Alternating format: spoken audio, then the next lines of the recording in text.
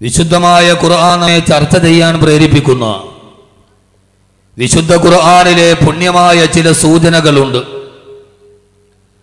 ആ സൂചനകളാണ് ഖുർആൻ നമ്മുടെ ഹൃദയത്തിന്റെ പ്രകാശമായി നമ്മുടെ ഹൃദയാന്തരങ്ങളിലേക്ക് കടത്തിവിടുക.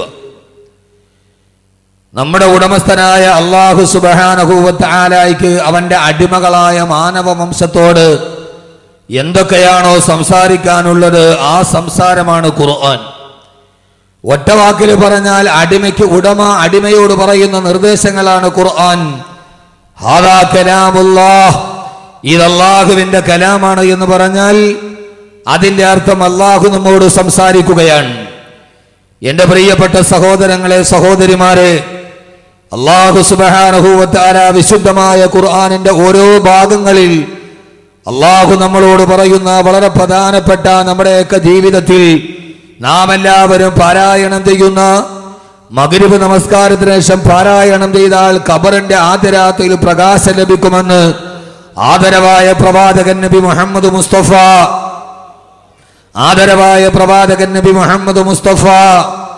സല്ലല്ലാഹു അലൈഹി വസല്ലമ നമ്മോട് പറഞ്ഞു തന്ന വളരെ പ്രധാനപ്പെട്ട നമ്മളൊക്കെ പാരായണം ചെയ്യുന്ന വളരെ പ്രധാനപ്പെട്ട ഒരു ചെറിയ സൂറത്താണ്, അധ്യായമാണ് സൂറത്തുൽ മുൽക്ക്. ആ സൂറത്തുൽ മുൽക്കിൽ അല്ലാഹു സുബ്ഹാനഹു വ തആല ആരംഭിക്കുന്ന സൂറത്തുൽ മുൽക്കിന്റെ പ്രഥമമായ രണ്ട് ആയത്തുകളാണ് നാം ഇന്ന് ചർച്ച ചെയ്യുക. സമകാലീന സംഭവങ്ങളുമായി കോത്തിണക്കി അല്ലാഹു സുബ്ഹാനഹു വ തആല വിശുദ്ധമായ ഖുർആനിന്റെ സൂറത്തുൽ മുൽക്ക് എന്ന് പറഞ്ഞ പരമപ്രധാനമായ നാം എല്ലാവരും പാരായണം ചെയ്യാൻ നിർബന്ധിതമായ ആ സൂറത്തിൽ അല്ലാഹു ആദ്യം തുടങ്ങുന്നത് ഇങ്ങനെയാണ്: ബിസ്മില്ലാഹിർ റഹ്മാനിർ റഹീം. പരമകാരുണ്യകനും പരമദയാലുമായ അല്ലാഹുവിന്റെ നാമത്തിൽ ആരംഭിക്കുകയാണ്. ആദ്യമായി സൂറത്തുൽ മുൽക്കിൽ അല്ലാഹു പ്രഥമ പരിഗണനീയമായി പറയുന്ന ആയത്ത് അല്ലാഹു പറയാണ്: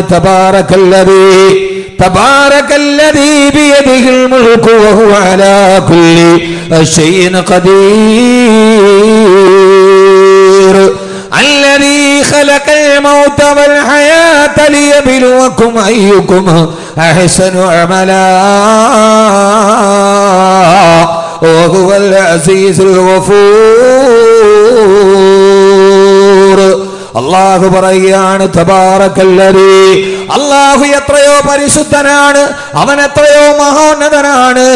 ആദ്യം തന്നെ അല്ലാഹു പറയുന്നത് അവന്റെ പരിശുദ്ധിയെ വാഴ്ത്തുക.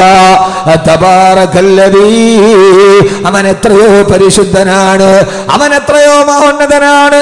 എല്ലാ സ്തുതികീർത്തനങ്ങളും അല്ലാഹുവിലേക്കാണ്. എല്ലാ പദാനങ്ങളും പാടിപ്പകറ്റുന്നത് പടച്ച റബ്ബിന്റെ തൃപ്തിക്ക് വേണ്ടിയാണ്. അല്ലാഹുവേ, നിന്നെ ഞങ്ങൾ സ്തുതിക്കുന്നു നമ്പുരാനെ. അല്ലാഹുവേ, നിന്നോട് ഞങ്ങൾ തിരുക്കാഴ്ചകൾ പറയുന്നു. അല്ലാഹുവേ, എന്തിനാണ് നിന്നെ സ്തുതിക്കുന്നതെന്നറിയുമോ? 5 നേരം പള്ളിയിലൂടെ ബാങ്ക് വിളിക്കുമ്പോ അല്ലാഹു അക്ബർ അല്ലാഹു അക്ബർ അല്ലാഹു അക്ബർ അല്ലാഹു അക്ബർ. അല്ലാഹുവാണ് വലിയവൻ, നീയാണ് വലുത്, നിന്നേക്കാൾ വലുത് മറ്റൊരാളില്ല തമ്പുരാനെ. അല്ലാഹുവേ, നീയാണ് ആദി, നീയാണ് അനാദി, നിന്റെ തുടക്കത്തിനൊരാരംഭമില്ല തമ്പുരാനെ, നിന്റെ ശേഷിപ്പിനൊരവസാനമില്ല തമ്പുരാനെ. അല്ലാഹുവേ, നീ പരാശ്രയരഹിതനാണ്, നിനക്കൊരു സഹായിയില്ല, നിനക്ക് തുല്യനില്ല, നിനക്ക് സാദൃശ്യമില്ല, നീ ഏകനാണ്. അല്ലാഹുവേ, അല്ലാഹുവേ, എല്ലാ തിരുമുൾ കാഴ്ചകളും നിന്റെ മുമ്പിലേക്കാണ്. 5 നേരം ബാങ്ക് വിളിക്കുമ്പോ, ബാങ്ക് വിളിച്ചു പള്ളിയിൽ നമസ്കാരം നിർവഹിച്ച് കഴിയുമ്പോ വിശ്വാസിയുടെ ചുണ്ടുകൾ മന്ത്രിക്കുകയാണ്: സുബ്ഹാനല്ലാഹ്, അൽഹംദുലില്ലാഹ്, അല്ലാഹു അക്ബർ. എന്തിനാണ് ഇതെങ്ങനെ വിളിച്ചു പറയുന്നതെന്നറിയുമോ? അത് പടച്ച തമ്പുരാന്റെ ഗതികേട് കൊണ്ടല്ല, പടച്ചറപ്പിന്റെ ഗതികേട് കൊണ്ടല്ല. ഏതോ മനസ്സിന് അർബുദം ബാധിച്ച ആരൊക്കെയോ പറഞ്ഞു പിടിപ്പിച്ചതുപോലെ അത് പടച്ച തമ്പുരാന്റെ ഗതികേട് കൊണ്ടല്ല. പിന്നെന്തിനാണ് നിന്നെ ഞങ്ങൾ പുകഴ്ത്തുന്നതെന്നറിയുമോ? അല്ലാഹുവേ, ബിയദിഹിൽ മുൽക്കു, എല്ലാ അധികാരവും നിന്റെ കയ്യിലാണ്. അല്ലാഹുവേ, നമ്മളെപ്പോഴും പാരായണം ചെയ്യുന്ന തബാറക സൂറത്തിന്റെ ആദ്യത്തെ വരിയുടെ അർത്ഥമാണ് ഞാൻ പറയുന്നത്. ഏറെ പറയുന്നതിലല്ല. ഇന്ന് വഅദ് കഴിഞ്ഞ് അവസാനിക്കുമ്പോ പറയണ കബീർ വാക്കവയുടെ വഅദ് കേട്ട് സൂറത്തുൽ മുൽക്കിന്റെ ആദ്യത്തെ 2 ആയത്ത് നിങ്ങൾ പഠിച്ചെന്ന് പറയണം. ഈ ഖുർആൻ പഠിക്കേണ്ടതല്ലേ? ഇത് ഗവേഷണം ചെയ്യേണ്ടതല്ലേ? ഇതിന്റെ പരമപ്രധാനമായ പ്രഖ്യാപനങ്ങളിലൂടെ നമ്മുടെ മനസ്സൂളിയിടേണ്ടതല്ലേ?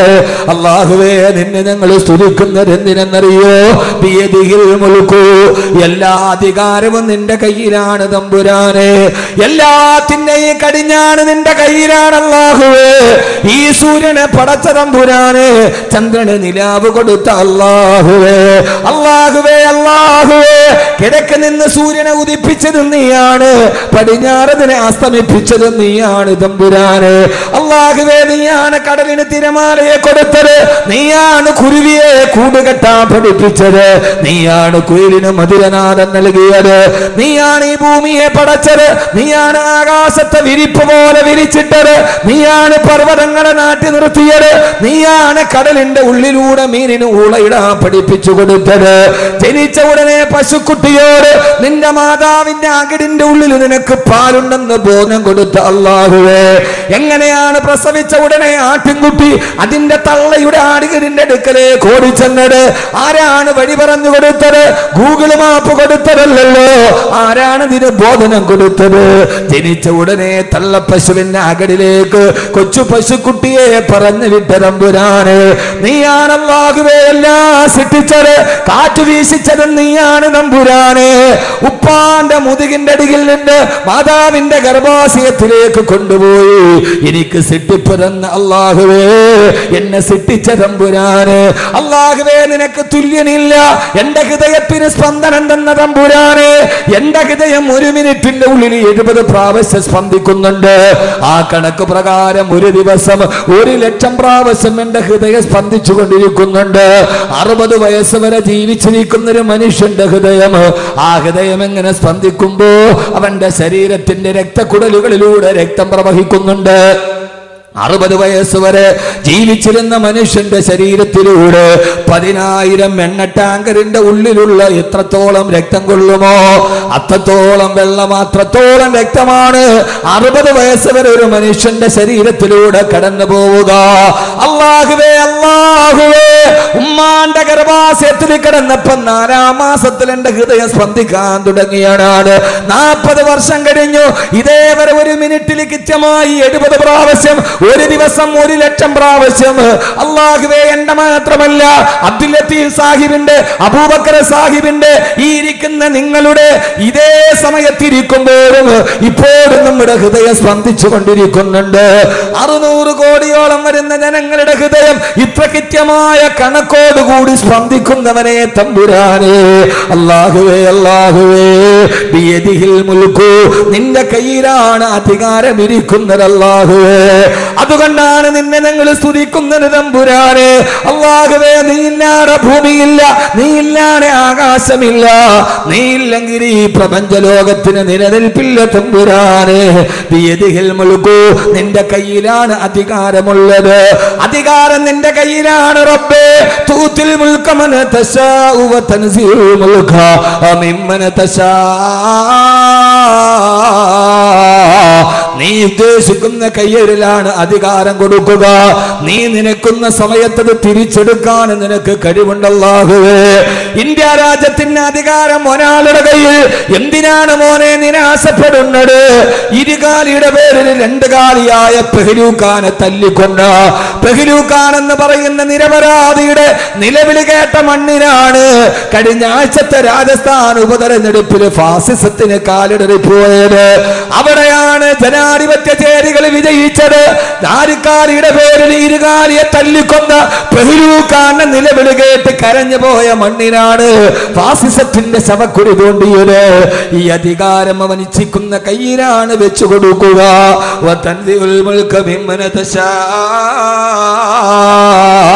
അവൻ ഉദ്ദേശിക്കുന്ന സമയത്ത് അത് അവരുടെ കയ്യിൽ നിന്ന് തിരിച്ചെടുത്ത് മറ്റൊരാളുടെ കയ്യിൽ കൊടുക്കാൻ കഴിയുന്നതും അല്ലാഹ്.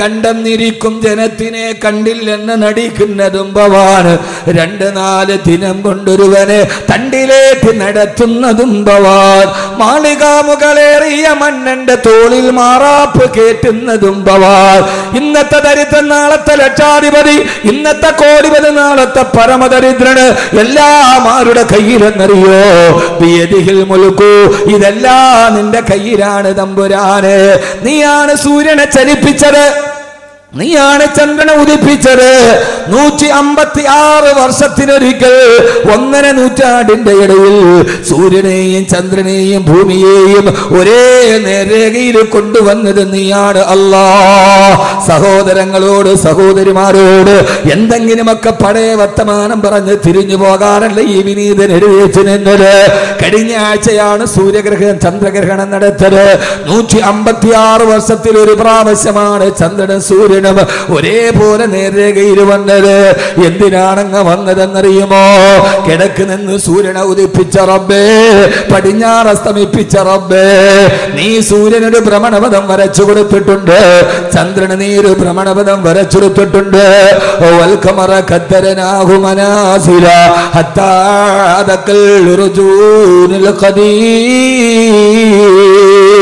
അല്ലാഹുവേ അല്ലാഹുവേ എന്തിനാണ് ഈ സൂര്യനും ചന്ദ്രനും നേരെ വന്നത് ഞാനൊരു കാര്യം നിങ്ങളോട് പറഞ്ഞു കൊടുക്കട്ടെയോ മംഗലാപുരത്തേക്ക് പോകുന്ന റെയിൽ പാളത്തിൽ നിങ്ങൾ പോയാൽ മംഗലാപുരം റെയിൽ പാളത്തിൽ ഒരേ സമയത്ത് 2 തീവണ്ടികൾ മുഖാമുഖം വന്നുവത്രേ പിറ്റേ ദിവസം പത്രത്തിലെ ഏറ്റവും പ്രധാനപ്പെട്ട വാർത്ത റെയിൽവേ സ്റ്റേഷനിൽ എതിർ ദിശയിലേക്ക് പോകുന്ന 2 ട്രെയിനുകൾ മുഖാമുഖം വന്നു നിന്നുവത്രേ ഭാഗ്യം കൊണ്ട് തലനാരിടയ്ക്കാണ് അപകടം നടക്കാതെ മാറിപ്പോയത് പത്രത്തില് വാർത്ത വായിക്കാറില്ലേ കേവലം 2 ട്രെയിനുകൾ 1/2 കിലോമീറ്റർ പോലും വലിപ്പമില്ലാത്ത 2 ട്രെയിനുകൾ പാളത്തിൽ മുഖാമുഖം വന്നാൽ പേടിച്ചു വിറച്ചു പോകുന്നവനെ പേടിച്ചരണ്ടു പോകുന്ന മനുഷ്യ അല്ലാഹു ചോദിക്കുകയാണ് സൂര്യൻ എന്ന ഭൂമിയേക്കാൾ 35,000 ഇരട്ടി പിണ്ട വലിപ്പമുള്ള സൂര്യഗോളം ഈ മഹാഭൂമിയും സൂര്യനും ചന്ദ്രനും ഒരേ നേർരേഖയിൽ വന്നപ്പോ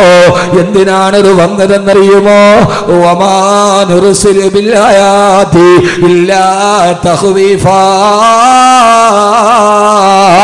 ചന്ദ്രഗ്രഹണ നിസ്കാരം നിർവഹിച്ചത് എന്തിനാ ഞാൻ എന്റെ വിഷയത്തിലോട്ട് കടന്നു വരട്ടെ അല്ലാഹു പറയാണ് എന്തിനാണ് സൂര്യഗ്രഹണം നടന്നത് എന്തിനാണ് ചന്ദ്രഗ്രഹണം വന്നത് ഇതെല്ലാം ഒരേ രേഖയിൽ വന്നത് എന്തിനെന്നറിയോ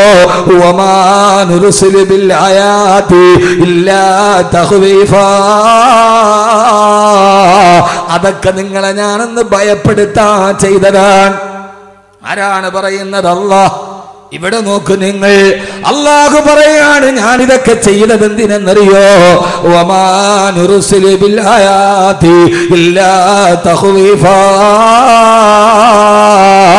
ഇതൊക്കെ നിങ്ങളെ ഒന്ന് പേടിപ്പിക്കാൻ വേണ്ടി ചെയ്തതാണ് എത്ര പേരാണ് പേടിച്ചത് എത്ര പേര് പേടിച്ചു പറയും നിങ്ങള് ചന്ദ്രഗ്രഹണ നിസ്കാരമൊക്കെ എല്ലായിടത്തും നടന്നു ഇവിടെ നിസ്കരിച്ച ഇല്ലേ പള്ളിയില് ചന്ദ്രഗ്രഹണം നിസ്കരിച്ച ഇല്ലയോ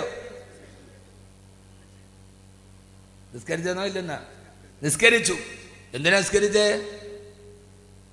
എന്തിനാ നിസ്കരിച്ചേ ആ നിസ്കാരം മാത്രമല്ല ഇത് അല്ലാഹുവിന്റെ ഖുർആനാണ് കബീർ ബാക്കവി പറയുന്നത് ഖുർആനാണ് സൂറത്തുൽ ഇസ്രായിൽ അല്ലാഹു പറയാ വമാ നുർസിലു ബിൽ ആയാതി ഇല്ലാ തഖ്വീഫാ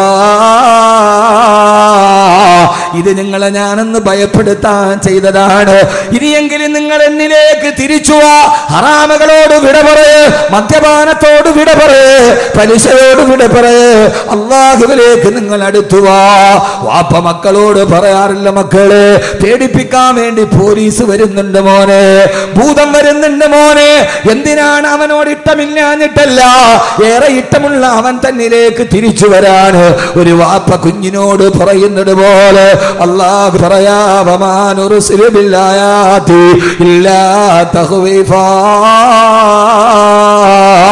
ഇതൊക്കെ അള്ളാഹു നിങ്ങളെ പേടിപ്പിക്കാൻ നൽകുന്നതാ. സഹോദരങ്ങളെ പേടിക്കണം. ഇതെങ്ങാനും ഒരേ ദിശയിൽ വന്നതെന്ന് കൂട്ടിമുട്ടിയാൽ അത് ലോകാവസാനത്തിലേക്ക് നടന്നു പോവുകയാണ്. അതുകൊണ്ട് ഈ ഗോളങ്ങൾ ഒരേ പാളത്തിൽ വരുമ്പോ അള്ളാഹനെ നിങ്ങൾ പേടിക്കണേ, അള്ളാഹുവിനെ നിങ്ങൾ സൂക്ഷിക്കണേ.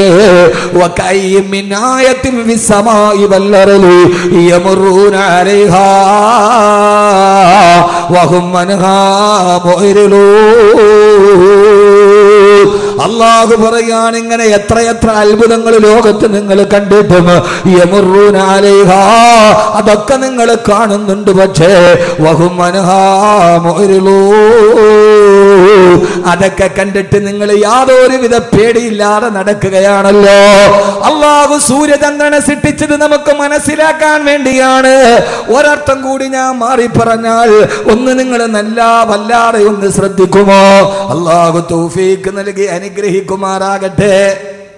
അള്ളാഹു പേടിപ്പിക്കാൻ ഒന്നുകൂടി പറഞ്ഞാൽ ഒരു കാര്യം ഞാൻ നിങ്ങളോട് പറഞ്ഞുതരാം. വേറെ ഹദീസും ഖുർആനും ഒന്നും അല്ല, അത് ചിന്തിക്കാൻ അധികം സമയവും വേണ്ട. സൂര്യൻ എന്ന് പറയുന്നത് രാവിലെ ഉദിച്ചു വൈകുന്നേരം അസ്തമിക്കാറുണ്ട്, ഇല്ലേ? കാണാറുണ്ടോ രാവിലെ സൂര്യൻ ഉദിക്കുന്നത്? കാണാറുണ്ടോ? എഴുന്നേൽക്കൂല സമയത്തൊന്നും. രാവിലെ സൂര്യൻ ഉദിക്കുന്നത് കണ്ടിട്ടില്ലേ? നട്ടുച്ച നേരത്ത് വന്ന് തലയുടെ മുകളിൽ നിൽക്കുന്നത് കണ്ടിട്ടില്ലേ? വൈകുന്നേരം സൂര്യൻ അസ്തമിക്കുന്നത് കണ്ടിട്ടില്ലേ? എന്തിനാ സൂര്യാസ്തമയവും സൂര്യോദയവും? ഒന്ന് പറയും. സൂര്യൻ ഉദിക്കുന്നത് സൂര്യൻ അസ്തമിക്കുന്നതും വെറുതെ ഈ ആകാശത്തിന്റെ മുകളിൽ ഇങ്ങനെ ഉദിക്കുക അസ്തമിക്കുകയും ചെയ്യുന്ന എന്തിനാ? എത്ര നാളുകൊണ്ട് നമ്മൾ കാണുന്ന കാഴ്ചയാണിത്. എന്തിനാണിത്? അറിയില്ല. ഇച്ചിരി വെള്ളം തരികയാൻ പറയും. അറിയില്ല. ഒരാൾക്ക് ജീവിതത്തിന് നന്നാവണമെങ്കിൽ സൂര്യനെ നോക്കിയാൽ മതി. ആരെ നോക്കിയാൽ മതി? വാള് പറയല്ല, വാള് കേൾക്കണ്ട, ഒന്നും നോക്കണ്ട. നിങ്ങൾക്ക് നന്നാവണമെന്ന് ചെറുപ്പക്കാരെ ആഗ്രഹമുണ്ടോ?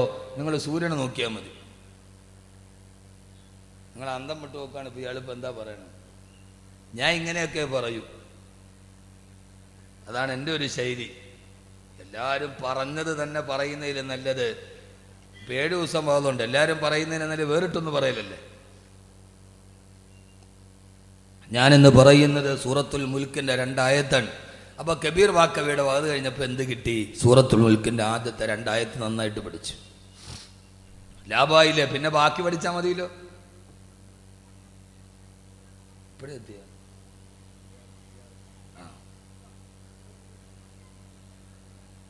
അള്ളാഹുവിന്റെ ഖുർആൻ പറയുകയാണ്, അള്ളാഹു സൂര്യനെ നൽകിയതെന്തിനാണ്? അള്ളാഹു ചന്ദ്രനെ നൽകിയതെന്തിനാണ്? സഹോദരങ്ങളെ, സഹോദരിമാരെ, ഇന്ന ഫീ ദാലിക ലആയാതിൻ ലിഉലിൽ അൽബാബ്, ഇതിൽ ചിന്തിക്കുന്നവർക്ക് ദിട്ടാന്തമുണ്ട്. എന്തിനാണ് അള്ളാഹു സൂര്യനെ നൽകിയതെന്നറിയോ?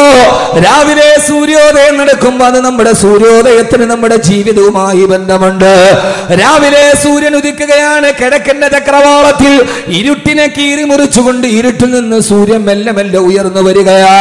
പൊന്നുമോനെ, അത് നിന്റെ ജനനമാണ്.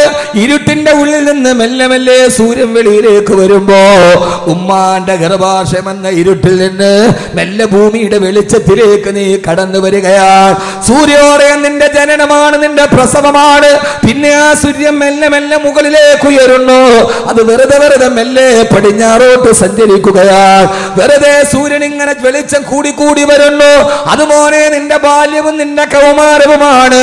മെല്ലെ മെല്ലെ വെളിച്ചം കൂടി കൂടി, കാലിന് ബലം കൂടി, കയ്യിന് ബലം കൂടി, മുഖത്ത് മീശസ്ഥാനം പിടിച്ച് മെല്ലെ മെല്ലെ നിന്റെ ബാല്യവും കൗമാരവുമാണ്.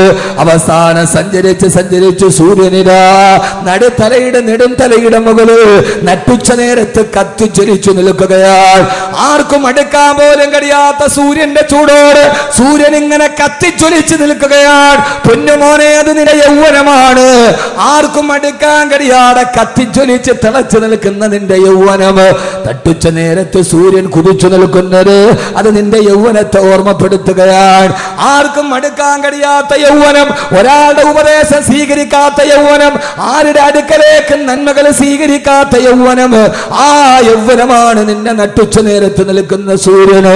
ഈ ചെറുപ്പക്കാരാ, ആ യൗവനം കഴിഞ്ഞാൽ പിന്നെ സൂര്യൻ അങ്ങോട്ട് പടിഞ്ഞാറോട്ട് സഞ്ചരിക്കലായി. മെല്ലെ മെല്ലെ സൂര്യന്റെ പ്രകാശത്തിന് കുറവ് വരികയാണ്. സൂര്യൻ മെല്ലെ ക്ഷയിക്കുകയാണ്. അത് നിന്റെ മധ്യവാർദ്ധക്യത്തിലേക്കുള്ള യാത്രയാണ്. നിന്റെ തലമുടി നരക്കുന്നു, നിന്റെ കൈകാലുകൾക്ക് ശക്തി കുറയുന്നു, നിന്റെ കൈകാലുകൾ ബലഹീനമാകുന്നു. അത് നിന്റെ മധ്യവാർദ്ധക്യത്തിലേക്കുള്ള യാത്രയാണ്. ബഹുമാനപ്പെട്ട പാണക്കാട് സയ്യിദ് ബഷീർ അലി ശിഹാബ് തങ്ങൾ മഹനീയമായ വ്യക്തിത്വത്തിലേക്ക് മഹാനവറുകളുടെ ആത്മീയ സാന്നിധ്യം നടന്നു വരികയാണ്. സഹോദരങ്ങളെ, സഹോദരിമാരെ, കത്തിച്ചൊലിച്ചു നിൽക്കുന്ന ഈ സൂര്യൻ അത് നിന്റെ യൗവനത്തെയാണ് പ്രസരിപ്പിക്കുന്നത്. ആ സൂര്യൻ മെല്ലെ മെല്ലെ പടിഞ്ഞാറോട്ട് സഞ്ചരിച്ചു. സൂര്യന്റെ പ്രകാശം കുറഞ്ഞു കുറഞ്ഞു വരുന്നു. നിന്റെ തലമുടി നരക്കാൻ തുടങ്ങുന്നു, നിന്റെ കാല് തളരാൻ തുടങ്ങുന്നു, നിന്റെ ശരീരത്തിന്റെ ശക്തി ക്ഷയിക്കുന്നു. നീ വാർദ്ധക്യത്തിലേക്ക് നടന്നു പോകുന്നു. അവസാനം നിന്നെ മധ്യവാക്യത്തിലെത്തുമ്പോ വൈകുന്നേരമാകുമ്പോ സൂര്യന്റെ പ്രഭ അസ്മിക്കാൻ പോവുകയാണ്. നിന്റെ 50 വയസ്സ് കഴിഞ്ഞു. അവസാനം പടിഞ്ഞാറൻ ചക്രവാളത്തിലേക്ക് സൂര്യൻ ഇങ്ങനെ മെല്ലെ മെല്ലെ താടുമ്പോ നിന്റെ സക്കറാത്തിന്റെ വേദനയിൽ നീ പെടയുകയാണ്. നോക്കി നോക്കി നിൽക്കവേ ആ സൂര്യഗോളം അറബിക്കടലിന്റെ തിരമാലകളുടെ ഉള്ളിലെ കൂളിയിട്ട് പോയി. ഇനി സൂര്യനെ കാണുന്നില്ലല്ലോ. നീയുമതാ മണ്ണിന്റെ അടിയിലേക്ക് നടന്നുപോയി. നിന്നെ മേലാരോ മണ്ണിട്ടു മൂടി. ഇനി നിന്നെ കാണാൻ കഴിയുന്നില്ലല്ലോ. സൂര്യാസ്തമനം നിന്റെ മരണമാണ്, സൂര്യോദയം നിന്റെ ജനനമാണ്. മധ്യാഹ്ന നേരത്ത് കത്തിച്ചൊലിക്കുന്ന സൂര്യൻ നിന്റെ യൗവനമാണ്. ഇങ്ങനെ ജനനത്തിൽ തുടങ്ങി മരണത്തിലേക്ക് നടന്നു പോകുന്ന ഏറ്റവും ചെറിയ ഒരു ജീവിതമാണ് അല്ലാഹു നൽകിയത്. അതുകൊണ്ടാണ് അല്ലാഹു സുബ്ഹാനഹു വ തആല സൂറത്തുൽ മുൽക്കിന്റെ 2-ാമത്തെ ആയത്ത് പറഞ്ഞത്, അല്ലദീ, അല്ലാഹു ആരെന്നറിയുമോ? അല്ലദീ ഖലഖൽ മൗത വൽ ഹയാ ലിയബ്ലുവക്കും അയ്യുക്കും അഹ്സനു അമലാ. അല്ലദീ ഖലഖൽ മൗത, അവനാണ് മരണത്തെ സൃഷ്ടിച്ചത്, വൽ ഹയാ, അവനാണ് ജീവിതത്തെ സൃഷ്ടിച്ചത്. യഥാർത്ഥത്തിൽ സഹോദരങ്ങളെ, ഞാൻ ഇന്ന് പറയാൻ പോകുന്ന വിഷയത്തിന്റെ മർമ്മപ്രധാനമായ ഭാഗം അല്ലാഹു സുബ്ഹാനഹു വ തആല ജീവിതത്തെക്കുറിച്ച് പറഞ്ഞപ്പോ ഈ ഭൂമിയിലെ ജീവിതത്തെ ഖുർആൻ ഒരു ജീവിതമായി പരിഗണിച്ചിട്ടില്ല. അല്ലാഹുവിന്റെ ഖുർആൻ ഒരു സ്ഥലത്തും അതൊരു ജീവിതമായി പരിഗണിച്ചിട്ടില്ല. അല്ലാഹു പറഞ്ഞത് അല്ലദീ ഖലഖൽ മൗത, അവനാണ് മരണത്തെ സൃഷ്ടിച്ചത്, വൽ ഹയാ, അവനാണ് ജീവിതത്തെ സൃഷ്ടിച്ചത്. അപ്പൊ യഥാർത്ഥ ജീവിതം മരണത്തിന് ശേഷമുള്ള ജീവിതമാണ്. മരണത്തിന് മുമ്പുള്ള ഈ ജീവിതത്തെ ഖുർആൻ ഒരു ജീവിതമായി പരിഗണിച്ചിട്ടേയില്ല. അള്ളാഹു നമുക്ക് മനസ്സിലാക്കാനുള്ള ബോധം നൽകി അനുഗ്രഹിക്കുമാറാകട്ടെ. അള്ളാഹു സുബ്ഹാനഹു വ തആല നമുക്കിത് മനസ്സിലാക്കാനുള്ള ബോധം നൽകി അനുഗ്രഹിക്കുമാറാകട്ടെ. സൂറത്തുൽ മുൽക്കിന്റെ ആദ്യത്തെ ആയത്താണ് നമ്മൾ ചർച്ച ചെയ്തത്. അതൊരു വിശാലമായ അർത്ഥവ്യാപ്തിയിലേക്കാണ് നമ്മളെ കൊണ്ടുപോവുക. ഒരു പ്രസംഗം നടക്കുമ്പോൾ അവസാനിക്കുമ്പോൾ ഇൻഷാ അല്ലാഹ് സൂറത്തുൽ മുൽക്കിന്റെ 2 ആയത്തുകൾ അതിൻ്റെ വലിയ ഒരു ആശയത്തിലേക്കാണ് നാം ഇനി സഞ്ചരിക്കുന്നത്. ഓരോ ആണും പെണ്ണും മനസ്സിൽ ചിന്തിക്കേണ്ട കാര്യങ്ങൾ അള്ളാഹു നമുക്കത് തൗഫീക്ക് നൽകി അനുഗ്രഹിക്കുമാറാകട്ടെ. അള്ളാഹു സുബ്ഹാനഹു വ തആല വിശുദ്ധമായ ഖുർആനിൽ സൂറത്തുൽ മുൽക്കിൽ അതിൻ്റെ ആദ്യത്തെ 2 ആയത്താണ് നമ്മൾ പറഞ്ഞത്. അള്ളാഹു സുബ്ഹാനഹു വ തആല സൂര്യ ചന്ദ്രാദി നക്ഷത്രങ്ങളെ മുഴുവൻ സൃഷ്ടിച്ചത് വമാ നുർസിലു ബിൽ ആയാത്തി ഇല്ലാ തഖ്വീഫ. ചന്ദ്രഗ്രഹണം നടന്നു, എല്ലാം നേർരേഖയിൽ വരുമ്പോ അത് നിങ്ങളെ ഭയപ്പെടുത്താൻ വേണ്ടി മാത്രമാണ്. എന്നിട്ട് അള്ളാഹു നമ്മോട് ചോദിക്കുന്ന ഒരു ചോദ്യമുണ്ട്, വകഅയ്യിൻ മിൻ ആയത്തിൻ ഫിസ്സമാഇ വൽ അർളി യമുറൂന അലൈഹാ വഹും അൻഹാ മുഅ്രിദൂൻ. വകഅയ്യിൻ മിൻ ആയ, എത്രയെത്ര ദൃഷ്ടാന്തങ്ങളാണ് ആകാശത്തും ഭൂമിയിലും നിങ്ങൾ കാണുന്നത്, എന്നിട്ടും നിങ്ങൾ അതിൽ നിന്നെല്ലാം പിന്തിരിഞ്ഞു മാറി നിൽക്കുകയാണല്ലോ. നിങ്ങൾ അള്ളാഹുവിലേക്ക് തിരിച്ചു നടക്കാൻ, ഏകനായ അള്ളാഹുവിലേക്ക് അടുക്കുവാൻ, ഈ ഭൗതികമായ ജീവിതം നശ്വരമാണ് എന്ന് തിരിച്ചറിയാൻ അള്ളാഹു സുബ്ഹാനഹു വ തആല അടുത്ത ആയത്തിൽ ഖുർആൻ നമ്മോട് പറഞ്ഞ ഏറ്റവും പ്രധാനപ്പെട്ട ഒരു ഗുണപാഠം. ഖുർആനിന്റെ 114 അധ്യായങ്ങൾ നിങ്ങൾ പരിശോധിച്ചു നോക്കൂ. 6600 പരം വരുന്ന ആയത്തുകൾ നിങ്ങൾ ഗവേഷണം ചെയ്തു നോക്കൂ. ഒരു ഭാഗത്തും അല്ലാഹു സുബ്ഹാനഹു വ തആല ഈ ഭൗതികമായ കേവലമായി നാം വിലകെടുക്കുന്ന ഈ ജീവിതത്തെ 60-70 വയസ്സാണ് ആയുസ്സെന്ന് പരിമിതപ്പെടുത്തി പറഞ്ഞതെന്ന് ദുഃഖങ്ങളും പ്രയാസങ്ങളും കടങ്ങളും ബാധ്യതകളും ആകുലതകളും വ്യാകുലതകളും നിറഞ്ഞ ഈ ജീവിതത്തെ ഖുർആൻ ഒരു ജീവിതമായി പരിഗണിച്ചിട്ടേയില്ല. അല്ലാഹുവിന്റെ ഖുർആൻ പറഞ്ഞത് വമൽ ഹയാത്തു ദുനിയാ ഇല്ലാ മതാഉൽ ഗുറൂർ. ഈ ദുനിയാവെന്ന് പറയുന്നത് നിങ്ങളെ വഞ്ചിക്കുന്ന, നിങ്ങളെ ചതിക്കുന്ന ചില സുഖഭോഗ വസ്തുക്കൾ മാത്രമാണ്. അല്ലാഹു സുബ്ഹാനഹു വ തആല വളരെ വിശാലമായി വളരെ വിസ്തൃതമായി നമ്മോട് പറയുന്ന ഏറ്റവും പ്രധാനപ്പെട്ട ഒരു കാര്യമാണിത്. ഈ ദുനിയാവെന്ന് പറഞ്ഞാൽ അല്ലാഹു പറയുകയാണ്, ഇവിടെ നിങ്ങൾ ഖുർആനിന്റെ ശൈലി സന്ദർശിച്ചു നോക്കുക. അല്ലദീ ഖലഖൽ മൗത വൽ ഹയാ, അവനാണ് മരണത്തെ സൃഷ്ടിച്ചത്. പിന്നെയാണ് അല്ലാഹു പറഞ്ഞത് മരണത്തെ മാത്രമല്ല വൽ ഹയാ, അവനാണ് ജീവിതത്തെ സൃഷ്ടിച്ചു നൽകിയത് എന്ന് പറഞ്ഞാൽ അല്ലാഹു ആദ്യം പറഞ്ഞത് ജീവിതത്തെ അല്ല, ഈ ഭൗതികമായ ജീവിതമാണ് ഖുർആൻ പറഞ്ഞതെങ്കിൽ അല്ലാഹു ആദ്യം പറയേണ്ടത് അവൻ ജീവിതത്തെ സൃഷ്ടിച്ചവനാണ്, അവന് മരണത്തെ സൃഷ്ടിച്ചവനാണ്. അല്ല അല്ല, ഈ ജീവിതം എന്ന് പറയുന്നത് നശ്വരമായ ജീവിതമാണ്. ഇതിനൊരു ജീവിതമായി അല്ലാഹുവിന്റെ ഖുർആൻ പരിഗണിച്ചിട്ടില്ല. ഏറ്റവും പ്രധാനപ്പെട്ട ജീവിതം വഇന്നൽ ആഖിറത ഹിയ ദാറുൽ ഖറാർ. ഏറ്റവും പ്രധാനപ്പെട്ട ഭൗതികമായ ജീവിതത്തിനപ്പുറത്തെ ജീവിതം മരണശേഷം നിങ്ങൾ കാണുന്ന പരലോക ജീവിതമാണ്. അല്ലെങ്കിൽ തന്നെ സഹോദരങ്ങളെ, എങ്ങനെയാണ് ഈ ജീവിതത്തെ നമ്മൾ ജീവിതമെന്ന് പറയാൻ കഴിയുക? ഈ ജീവിതത്തെ അല്ലാഹുവിന്റെ ഖുർആൻ പറഞ്ഞത് വമൽ ഹയാത്തു ദുനിയാ ഇല്ലാ മതാഉൽ ഗുറൂർ. ഈ ജീവിതം നിങ്ങളെ ചതിക്കുന്നതിലെ വസ്തുക്കൾ മാത്രമാണ്. ശരിയാണ്, ശരിയാണ്, ജീവിതമാണ് എന്നെ ചതിച്ചത്. എന്നെ ചതിച്ചത് ജീവിതമാണ്, മരണം എന്നെ ചതിച്ചിട്ടേ ഇല്ല. വളരെ ഗഹനമായി കേൾക്കണേ, എന്നെ ചതിച്ചത് എന്റെ ജീവിതമാണ്, മരണം എന്നെ ചതിച്ചിട്ടേ ഇല്ല. എന്നെ ചതിച്ചത് എന്റെ ജീവിതത്തിലെ കൂട്ടുകാരനാണ്, മരണമെന്ന കൂട്ടുകാരൻ എന്നെ ചതിച്ചിട്ടില്ലല്ലോ. വരാമെന്ന് പറയുന്ന സമയത്ത് വരാതെ എന്നെ കബളിപ്പിച്ചത് എന്റെ ജീവിതത്തിലെ കൂട്ടുകാരനാണ്, പക്ഷേ മരണം എന്നെ ചതിച്ചില്ലല്ലോ. വരാമെന്ന് പറഞ്ഞ സമയത്ത് തന്നെ മരണം വന്നല്ലോ, കാത്തിരുമ്പോ തന്നെ മരണം വന്നല്ലോ. ഒരു നിമിഷം പോലും മരണം പിന്തിയില്ലല്ലോ. ലാ യസ്തഖിറൂന സഅതൻ വലാ യസ്തഖദിമൂൻ. ഒരു നിമിഷം പോലും പിന്തിയിട്ടുമില്ല, ഒരു നിമിഷം പോലും മുന്തിയിട്ടില്ല. മരണം നമ്മെ ചതിക്കില്ല സഹോദരങ്ങളെ, സഹോദരിമാരെ. നമ്മെ ചതിക്കുന്നത് ജീവിതമാണ് എന്നെ ചതിച്ചത്, ഭാര്യയാണ് എന്നെ ചതിച്ചത്, ഭർത്താവാണ് എന്നെ ചതിച്ചത്. ജീവിതത്തിൽ പ്രിയങ്കരിയായി ഞാൻ പാതിയായി, ജീവന്റെ പാതിയായി കൊണ്ടു നടന്ന ഭാര്യയാണ് എന്നെ ചതിച്ചത്. ഞാൻ വിശ്വസിച്ചു നടന്ന ഭർത്താവാണ് എന്നെ ചതിച്ചത്. എന്റെ മക്കളാണ് എന്നെ ചതിച്ചത്. എന്റെ മാതാപിതാക്കളാണ് എന്നെ കൈവിട്ട് കളഞ്ഞത്. അല്ലാഹുവേ, അല്ലാഹുവേ, കൂട്ടുകാരാണ് എന്നെ ചതിച്ചത്, വീട്ടുകാരാണ് എന്നെ ചതിച്ചത്, കൂടപ്പിറപ്പുകളാണ് എന്നെ ചതിച്ചത്. മരണം എന്നെ ചതിച്ചിട്ടേ ഇല്ല. എന്റെ മക്കളാണ് എന്നെ ചതിച്ചത്. ഞാൻ താരാട്ടുപാടി വളർത്തിയ മക്കളല്ലയോ എന്നെ ചതിച്ചു കളഞ്ഞത്. ഈ ദുനിയവിയായ ജീവിതം ചതിയുടേതാണ്, ചതിയുടേതാണ്.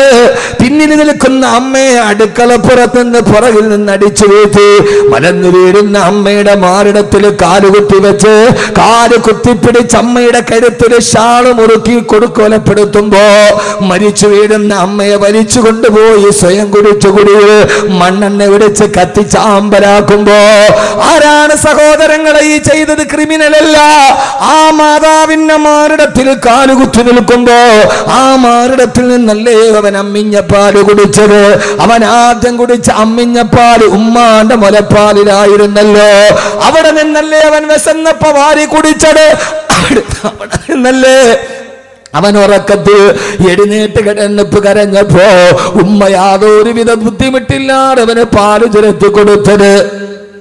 ആ മാസിയത്തിന് വിശന്നപ്പുറക്കെ അവൻ കുടിച്ചത് ആ കുജകുംഭങ്ങളിൽ നിന്നാണ്. അവിടെ കാല് മുട്ടിപ്പിടിച്ച് അവൻ അമ്മയുടെ കഴുത്തിൽ ഷാള് മുറുക്കി കൊല്ലാൻ പോകുമ്പോ അമ്മ അവസാനം വിളിച്ചതും മോനെ എന്നായിരുന്നുവല്ലോ. അമ്മയുടെ കഴുത്തിലാണ് ഷാള് മുറുക്കിയത്. ആ അമ്മയുടെ കഴുത്തേരെന്നറിയോ? ആദ്യമായി ഊഞ്ഞാല് കെട്ടി നമ്മൾ ആടിയത് ഉമ്മാന്റെ കഴുത്തിലാണ്. എന്റെ ആദ്യത്തെ ഊഞ്ഞാല് മാവിൻ കൊമ്പിലല്ല, എന്റെ ആദ്യത്തെ ഊഞ്ഞാല് പ്ലാവിന്റെ കൊമ്പിലല്ല, എന്റെ ആദ്യത്തെ ഊഞ്ഞാല് പാർക്കിലല്ല. ഞാൻ ആദ്യമായി ഊഞ്ഞാല് കെട്ടിയാടാടിയത് എന്റെ ഉമ്മാന്റെ കഴുത്തിലാണ്. കുഞ്ഞിളം കൈകൾ കൊണ്ട് ഉമ്മാന്റെ കഴുത്തിൽ കെട്ടിപ്പിടിച്ച് ഊഞ്ഞാലാടിയ കഴുത്തിൽ തന്നെ ഷാലിട്ട് മുറുക്കുമ്പോ സഹോദരങ്ങളെ രാവിലെ മുതൽ വൈകുന്നേരം വരെ കഷ്ടപ്പെട്ട് വളർത്തിയ മക്കളാണ് എന്നെ ചതിച്ചത്. അതുകൊണ്ടാണ് അല്ലാഹു പറഞ്ഞത് വമൽ ഹയാത്തു ദുനിയാ ഇല്ലാ മതാഉൽ ഖുറൂർ. ഈ ദുനിയാവ് നിങ്ങളെ ചതിക്കുന്ന ചില വസ്തുക്കൾ മാത്രമാണ്. മരണം നിങ്ങളെ ചതിക്കില്ല സഹോദരങ്ങളെ. മരണമാണ് കൃത്യസമയത്ത് ചതിക്കാതെ കാത്തിരിക്കുമ്പം വരുന്നത് മരണമാണ്.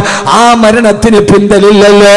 കലാമണ്ഡലം ഗീതാനന്ദന പറയുന്ന മനുഷ്യൻ കഴിഞ്ഞ ആഴ്ച കേരളത്തിന്റെ കലയരങ്ങിൽ നിന്ന് ഒടിഞ്ഞു മാറിപ്പോയി. കഥകളിയുടെ ലാസ്യഭാവങ്ങളെ തന്നെ മുഖത്തിന്റെ നവരസങ്ങൾ കൊണ്ട് പഠിപ്പിച്ചു കൊടുത്ത കേരളം കണ്ട മഹാനായ കഥകളിക്കാരനാണ് കലാമണ്ഡലം ഗീതാനന്ദന്.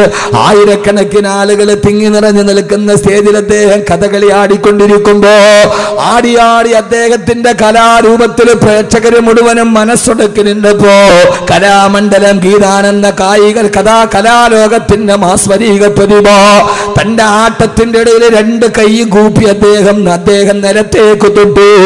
ആളുകൾ വിചാരിച്ചു അദ്ദേഹം വേദിയെ അനുഗ്രഹിക്കുന്നതാണെന്ന്, അദ്ദേഹം വേദിയോട് അനുഗ്രഹം തേടുന്നതാണെന്ന്. ഈ ഒരകലത്തിൽ കാത്തു നിന്നവർക്ക് പോലും മനസ്സിലായില്ല. ആ മനുഷ്യൻ ആടിക്കൊണ്ടിരിക്കുമ്പോ മരണത്തിന്റെ ദൂതൻ വന്നെന്ന് അടുത്തിരിക്കുന്നവർക്ക് പോലും കാണാൻ കഴിഞ്ഞില്ലല്ലോ. ഫലൗലാ ഇദാ ബലഗത്തിൽ ഹൽഖൂർ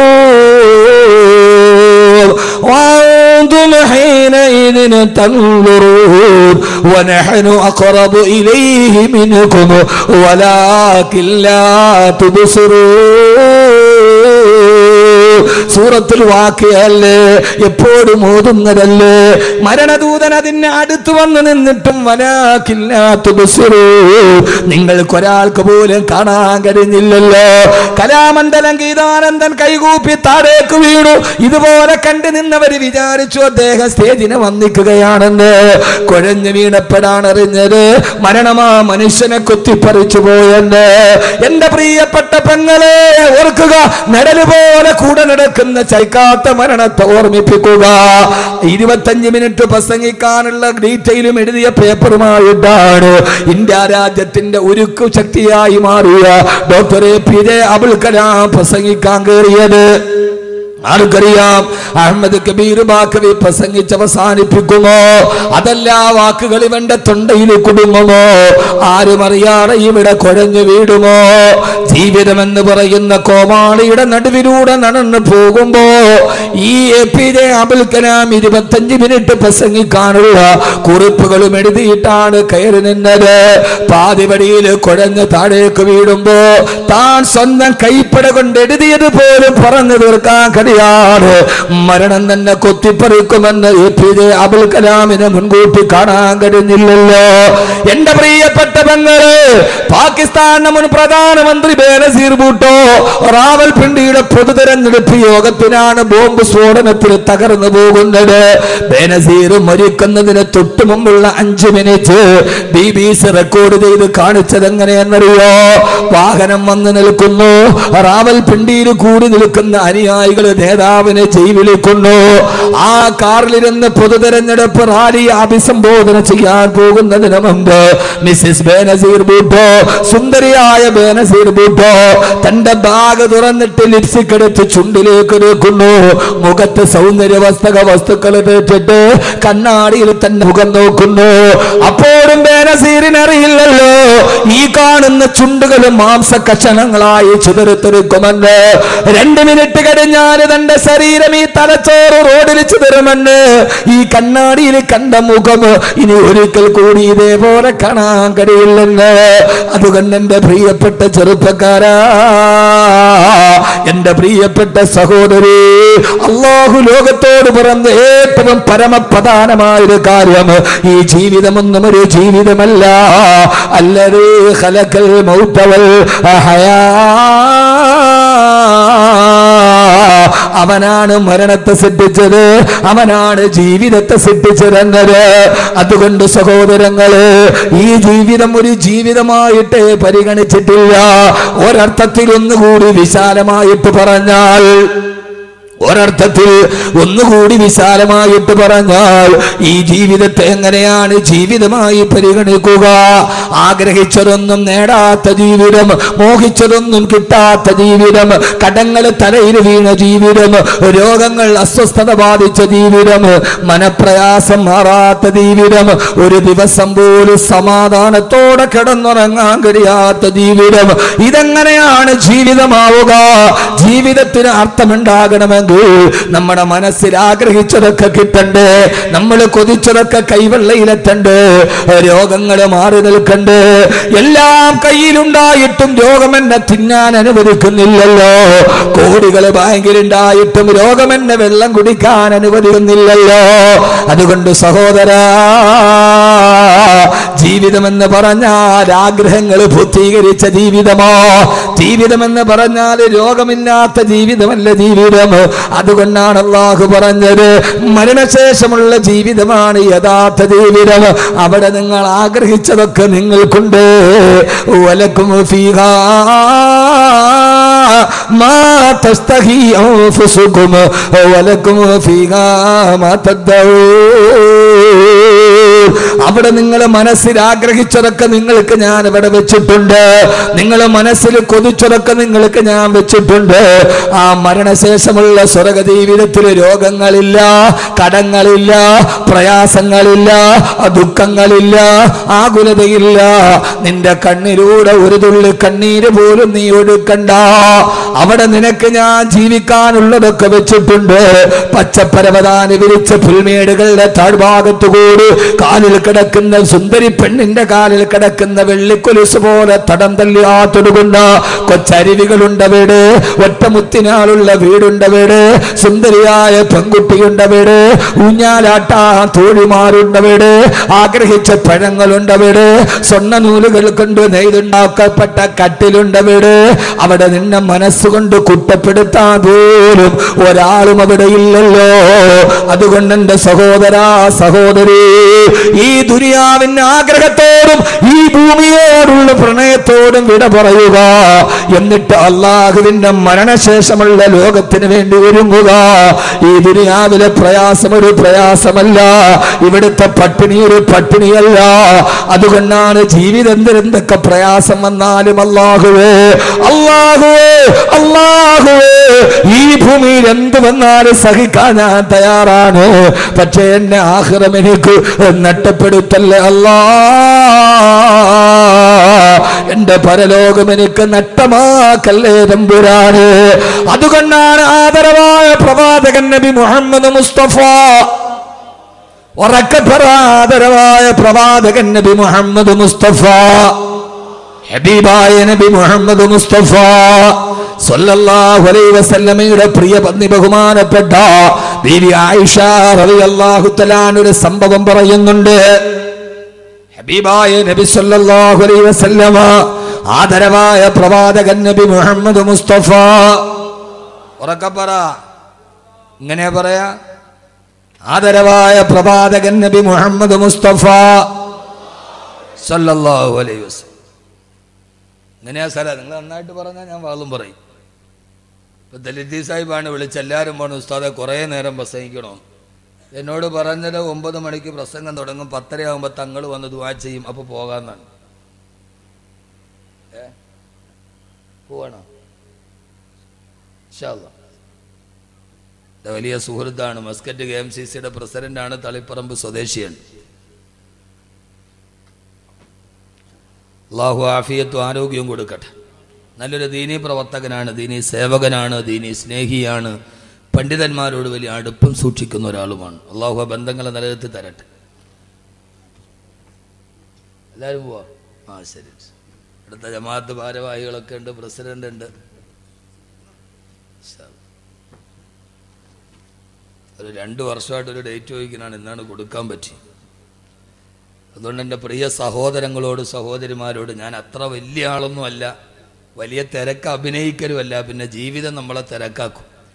അപ്പോൾ ഈ ഡേറ്റ് തരാൻ പറ്റാത്ത ആളുകളൊന്നും പിണങ്ങരുതെന്ന് ഓർമ്മിപ്പിക്കുകയാണ്. സൗഹൃദ ബന്ധം ഡേറ്റിൻ്റെ മുകളിലാണ് വരും. ഇന്നിപ്പോൾ ബായാറെന്ന് വന്ന് ഡേറ്റ് ചോദിച്ചു, അപ്പുറത്തുമൊക്കെ ചോദിച്ചു, എല്ലാവർക്കും കൊടുക്കാൻ കഴിയില്ല. അപ്പോൾ ആ സൗഹൃദ ബന്ധങ്ങളെ, സ്നേഹത്തെ ഒരു ഡേറ്റ് അദ്ദേഹം ചോദിച്ചിട്ട് തന്നില്ലല്ലോ എന്ന് പറഞ്ഞില്ലാതാക്കരുത്. മാത്രമല്ല, ഞാനിപ്പോൾ ഒരു വലിയ പ്രൊജക്റ്റിൻ്റെ പുറകിലാണ്. അള്ളാഹു സ്വീകരിക്കട്ടെ. നമ്മൾ ഈ ഭൂമിയിലൊക്കെ ജീവിച്ചിരുന്നു എന്ന് പിൽക്കാലത്ത് വരുന്ന ആളുകൾ അറിയണ്ടേ? വേണ്ടേ? നമ്മുടേതായിട്ട് എന്തെങ്കിലും ഉണ്ടാവണം. നമ്മൾ ഖുർആൻ്റെ പ്രചാരകരാവണം. ഖുർആൻ ഒരു വെളിച്ചമാണ്. ആ വെളിച്ചം ലോകത്തിൻ്റെ മുമ്പിൽ പരത്തി കൊടുക്കാൻ നമ്മൾ ബാധ്യസ്ഥരാണ്. അള്ളാഹു നമ്മളെ അനുഗ്രഹിക്കുമാറാകണം. അപ്പോൾ എന്നോട് പറഞ്ഞത് 9 മണിയാകുമ്പോൾ പുസ്തകം പ്രസംഗം തുടങ്ങില്ല, 8:30 തുടങ്ങുക, 10:30 ആകുമ്പോൾ തങ്ങൾ വരെ പുസ്തകം നിർത്താം, ലാസ്റ്റ് ദുആ തങ്ങളാണെന്നാണ് പറഞ്ഞത്. ഇതിപ്പോൾ നേരെ തിരിഞ്ഞാൽ പണ്ടൊരു തീപ്പെട്ടി ഉണ്ട്, ഉൾട്ടാ പുൾട്ട. അങ്ങനെയാണ് ആ തീപ്പെട്ടിയുടെ പോകുള്ള കവറിൻ്റെ പേരെങ്ങനെയാണ്, 2 സിക്കുകാരെ തല കൊടുത്തിട്ട് 2 തല അങ്ങോട്ടും ഇങ്ങോട്ടും തിരിഞ്ഞിരിക്കും. ഉൾട്ടാ പുൾട്ട എന്നാണ്. നേരെ തിരിയുക എന്നതിൻ്റെ അർത്ഥം. ഇപ്പോൾ നേരെ തിരിഞ്ഞ് തങ്ങൾ ഇടയ്ക്ക് വന്ന് ദുആ ചെയ്തു പോയി. ലത്തീച്ച എന്നെ വിളിച്ചിട്ട്, ഉസ്താദ് കുറേ നേരം പ്രസംഗിക്കണം, ഇപ്പം എന്താ ചെയ്യുക? അള്ളാഹു സ്വീകരിക്കുമാറാകട്ടെ. അള്ളാഹു സ്വീകരിക്കുമാറാകട്ടെ. അപ്പോൾ ഏതായാലും ഞാനൊരു 10:45 വരെ പ്രസംഗിക്കാമെന്ന് പറഞ്ഞിട്ടുണ്ട്. അതുവരെ പോരെ? ആ മാഷാ. സുബൈ വരെയാ? വീട്ടിൽ ഭാര്യയോട് പണങ്ങിയിട്ട് വന്നാണ്, ഇന്ന് പോവില്ല എന്ന് പറഞ്ഞു. സുബൈ വരെ പ്രസംഗിക്കാം. വീട്ടിൽ എന്തോ അടക്കമൊക്കെ കൂടി ഇറങ്ങിയാന്ന് തോന്നുന്നു. ശ്രദ്ധിച്ച് കേക്കി. ഇപ്പം ഏതാണ്ട് നമ്മുടെ 1 മണിക്കൂർ കഴിഞ്ഞു, 1.5 മണിക്കൂറായി. നമ്മൾ ആ സ്പീഡിൻ്റെ ഉള്ളിൽ അറിഞ്ഞില്ലെന്നേ ഉള്ളൂ. ചില സദസ്സ് എങ്ങനെയാണ്, മനസ്സുകൊണ്ടൊരു വലിയ സന്തോഷം ഉണ്ടെങ്കിൽ പിന്നെ ഒന്നും നോക്കില്ല പ്രസംഗിക്കും. മനസ്സിനൊരു റാഹത്തില്ലെങ്കിൽ പിന്നെ ഉഴപ്പിട്ട് പോകും. എല്ലാ ദിവസവും ഒരുപോലെ ഇരിക്കില്ലല്ലോ. യാത്രകൾ, പ്രയാസങ്ങൾ, പ്രശ്നങ്ങൾ. നമ്മളൊന്നും മലക്കുകളൊന്നും അല്ലല്ലോ. ചിലപ്പോൾ ഭാര്യയോട് പിണങ്ങിയിട്ടായിരിക്കും വരിക, വേറെ കാര്യമൊന്നും ഉണ്ടാവില്ല. ഇങ്ങനെ വാതിന് മുമ്പ് അവർ ചോദിക്കും, പെണ്ണുമ്പളെ മക്കളൊന്നും വേണ്ട, ഇങ്ങനെ വാത് പറഞ്ഞാൽ മതിയോ എന്ന് ചോദിക്കും. അള്ളാഹു നമ്മുടെ ബന്ധങ്ങളെ നന്നാക്കി തരട്ടെ. സഹോദരങ്ങളെ കൊണ്ട് ഇൻഷാ അല്ലാഹ് 10:45 കൂടിയൊക്കെ ഇൻഷാ അല്ലാഹ് നമുക്ക് ഞാൻ വീണ്ടും 2-2.5 മണിക്കൂർ ഏതായാലും നമുക്ക് പ്രസംഗിക്കാം. അള്ളാഹു തൗഫീക്ക് നൽകട്ടെ. ഞാൻ ഒരു കാര്യം നിങ്ങളോട് പറഞ്ഞേക്കാം, ഒരാൾ നന്നാവാൻ, മാറ്റമുണ്ടാകാൻ വലിയ പ്രസംഗമൊന്നും വേണ്ട. ഈ ഒരൊറ്റ പരമാർത്ഥത്തെ അവൻ തിരിച്ചറിഞ്ഞാൽ മതി, വേറൊന്നും വേണ്ട. ഞാൻ നിങ്ങളോടൊരു സംഭവം പറഞ്ഞു തരാം. ആളുടെ പേരൊന്നും നിങ്ങൾ എന്നോട് ചോദിക്കാൻ പാടില്ല. രഹസ്യമായിട്ടും ചോദിക്കരുത്, പരസ്യമായിട്ടും ചോദിക്കരുത്. ഓക്കെ? ഞാൻ ഈ പറയുന്ന സംഭവത്തിലെ ആളുകളുടെ പേര് നിങ്ങൾ എന്നോട് പരസ്യമായിട്ടും ചോദിക്കാൻ പാടില്ല, രഹസ്യമായിട്ടും ചോദിക്കാൻ പാടില്ല. എന്തിനാണ് വലിയ പ്രസംഗമൊക്കെ? ഒന്നും വേണ്ട. കോടീശ്വരനായ തന്റെ ബിസിനസ് സാമ്രാജ്യവുമായി വിദേശത്ത് ശീതീകരിച്ച റൂമിൽ റിവോൾവിംഗ് ചെയറിൽ സുന്ദരികളായ പെൺകുട്ടികളെ പിഎമാരായി നിശ്ചയിച്ച് സുഖത്തിന്റെയും ആഡംബരത്തിന്റെയും പാരമ്യതയിൽ ആറാടിക്കളിക്കുന്ന സുഖസുഷുപ്തിയിൽ ആറാടുന്ന ഒരു ചെറുപ്പക്കാരനായ ബിസിനസ്സുകാരൻ. ഈ കേരളക്കാരനാണ്, മലയാളിയാണ്. അദ്ദേഹത്തെ കാണാൻ ഈ കേരളത്തിൽ നിന്നൊരു മതപ്രബോധകനെത്തിയ ഒരു പണ്ഡിത സുഹൃത്തു. അദ്ദേഹത്തെ കാണാൻ ഓഫീസിൽ ചെന്നു. വലിയ തിരക്കാണ്, വെളിയിൽ ആളുകളൊക്കെ കാത്തു നിൽക്കാൻ. വെളിയിൽ ആളുകളൊക്കെ കാത്തുക്കാൻ. ചില വലിയ കോടീശ്വരന്മാരെ, മുതലാളിമാരെ ഒരു വിനോദമാണ് കാണാൻ വരുന്നവരെ വെറുതെ വെയിറ്റ് ചെയ്യിപ്പിക്കുക എന്നുള്ളത്. ഒരു തിരക്കുണ്ടാവില്ല. ഓഫീസ് നന്നായിട്ട് പണിതിടുക, വെളിയിൽ വെറുതെ ആളുകളെ വെയിറ്റ് ചെയ്യിപ്പിക്കുക. ചില ആളുകളുടെ ഒരു വലിയ ക്രൂര വിനോദമാണിത്. വെറുതെ ഒരു അപ്പോയിൻമെന്റ് കിട്ടാൻ വലിയ പാടാൻ, കാണാൻ വലിയ പാടാൻ. പള്ളിക്കമ്മറ്റി എങ്ങാനും ഉറൂസിന്റെ കാര്യം പറയണമെങ്കിൽ അവന്റെ വീടിന്റെ ഗേറ്റിൽ പോയി പിന്നെ കാത്തു നിൽക്കണം. പള്ളിക്കലെ ഖത്തീബ്, ഇമാമത്ത് നിൽക്കുന്ന ഖത്തീബ്, ഖുത്ബ നിർവഹിക്കുന്ന ഖത്തീബ് ആരാണെങ്കിലും ഒരു മഹല്ലിലെ ഏറ്റവും പ്രഥമ പരിഗണനീയവനും പ്രഥമമായി ബഹുമാനിക്കപ്പെടേണ്ടതും നമ്മുടെ ഇമാമിനെയാണ്. അപ്പോൾ ഇമാം ഉസ്താദ് പറഞ്ഞിട്ട് ഞാൻ പ്രസംഗിക്കുകയല്ല, ഞാനൊരു പള്ളിയിലെ ഇമാമ് തന്നെയാണ്. പക്ഷേ രാജ്യത്തിൻ്റെ പ്രഥമ പൗരൻ പ്രസിഡന്റാണ്. ഒരു മഹലിൻ്റെ ഏറ്റവും ആദരിക്കപ്പെടേണ്ട മഹാവ്യക്തിത്വം നമ്മുടെ ഇമാമിങ്ങളാണ്. ഉറൂസിൻ്റെ കാര്യം പറയാൻ പോയാ, യത്തീംഖാനയുടെ കാര്യം പറയാൻ പോയാ, അവൻ്റെ വാതിലിൻ്റെ മുമ്പിൽ പോയി കാത്തു നിന്ന്, പിന്നെ സെക്യൂരിറ്റി തന്ന് വാതിൽ തുറന്ന്, പിന്നെ അകത്ത് കയറി അപ്പോയിൻമെൻറ്റ് കിട്ടി പറയും. അവസാനം പറയും ഇപ്പോൾ ഒരു ഇത്തിരി ടൈറ്റിലാണ്, പിന്നെ വരി. ഇതൊരു വിനോദമാണ്. ഞാൻ പലപ്പോഴും കണ്ടിട്ടുണ്ട്, പലരും പറഞ്ഞിട്ടുണ്ട്. പക്ഷെ എന്തൊക്കെ പറഞ്ഞാലും ആ ഒരു വലിയ വിനോദത്തിൽ നിന്ന് വളരെ വിനയത്തിലേക്ക് മാറി എപ്പോഴും കാണാൻ പറ്റുന്ന ഒരു വലിയ ഒരു കോടീശ്വരനാണ് നിങ്ങളുടെ ലത്തീച്ച. അദ്ദേഹത്തിന് അങ്ങനെ ഒരു ശൈലിയില്ല. അദ്ദേഹത്തിൻ്റെ ആ വിനയവും ആ ഒരു അടുപ്പവുമാണ് ഞാനും അദ്ദേഹം തമ്മിലുള്ള സൗഹൃദം. അല്ലാതെ അദ്ദേഹം എനിക്ക് നോട്ട് കെട്ടൊന്നും തന്നിട്ടില്ല, അങ്ങനെ വിചാരിക്കാൻ വേണ്ട. അങ്ങനെയുള്ളവരെ നാം അഭിനന്ദിക്കണം. ഞാൻ പറഞ്ഞത് സമ്പത്തെന്ന് പറയുന്ന അള്ളാഹു തരുന്നതാണ്. നാളെ അത് ഊരി മാറ്റിയോ ഒന്നും ഉണ്ടാവില്ല. ഇന്നത്തെ ദരിദ്രൻ നാളത്തെ കോടീശ്വരനാണ്, ഇന്നത്തെ കോടീശ്വരൻ നാളത്തെ ദരിദ്രനാണ്. ഇത് അള്ളാഹുവിന്റെ കയ്യിലാണ് ഖജനാവിന്റെ താക്കോൽ. അള്ളാഹു നമ്മളെ സ്വീകരിക്കുമാറാകട്ടെ. ആ മനുഷ്യന്റെ അടുക്കൽ വന്നിട്ട് ഈ പ്രബോധകൻ പറഞ്ഞു, എനിക്ക് അദ്ദേഹത്തെ ഒന്ന് കാണണം. പിയെ പോയിട്ട് പറഞ്ഞു, തിരക്കാണ്, ബോസിന് തിരക്കാണ്, സമയമില്ല. അദ്ദേഹം പറഞ്ഞു, എനിക്ക് അദ്ദേഹത്തോടൊരു 10 മിനിറ്റ് സംസാരിക്കണം. രണ്ടാമത് പിയെ പോയി ചോദിച്ചപ്പോൾ റിവോൾവ് ചെല്ലിരുന്നിട്ട് ആ ചെറുപ്പക്കാരൻ പറഞ്ഞു, ഇല്ല, സമയം വലിയ തിരക്കാണ്, അയാളോട് പറ്റൂല എന്ന് പറ. പിയെ പോയിട്ട് പറഞ്ഞു പറ്റൂല. അദ്ദേഹം മൂന്നാമതും പറഞ്ഞു, ഒരു 5 മിനിറ്റ് എനിക്കൊരു അപ്പോയിൻമെന്റ് തരണം. സുന്ദരിയായ പെൺകുട്ടി പോയി ചോദിച്ചു പറഞ്ഞു, പറ്റില്ല, എനിക്ക് അപ്പോയിൻമെന്റ് തരാൻ പറ്റില്ല, ബിസിയാണ്, മൊയ്ലിയാരോട് പോവാൻ പറ, അയാൾക്ക് എന്ത് ജോലിയാണ് ഇവിടെ വന്നിട്ടുള്ളത്. അവസാനം പല പ്രാവശ്യം പറഞ്ഞു വിട്ടു, നിരാകരിച്ചു. പ്രബോധകനായ മഹാമനുഷ്യൻ തിരിച്ചു പോയില്ല. ഇത് വിക്ടർ യുഗോയുടെ കഥയല്ല, ഇത് ഷേക്സ്പിയറിന്റെ കഥയല്ല.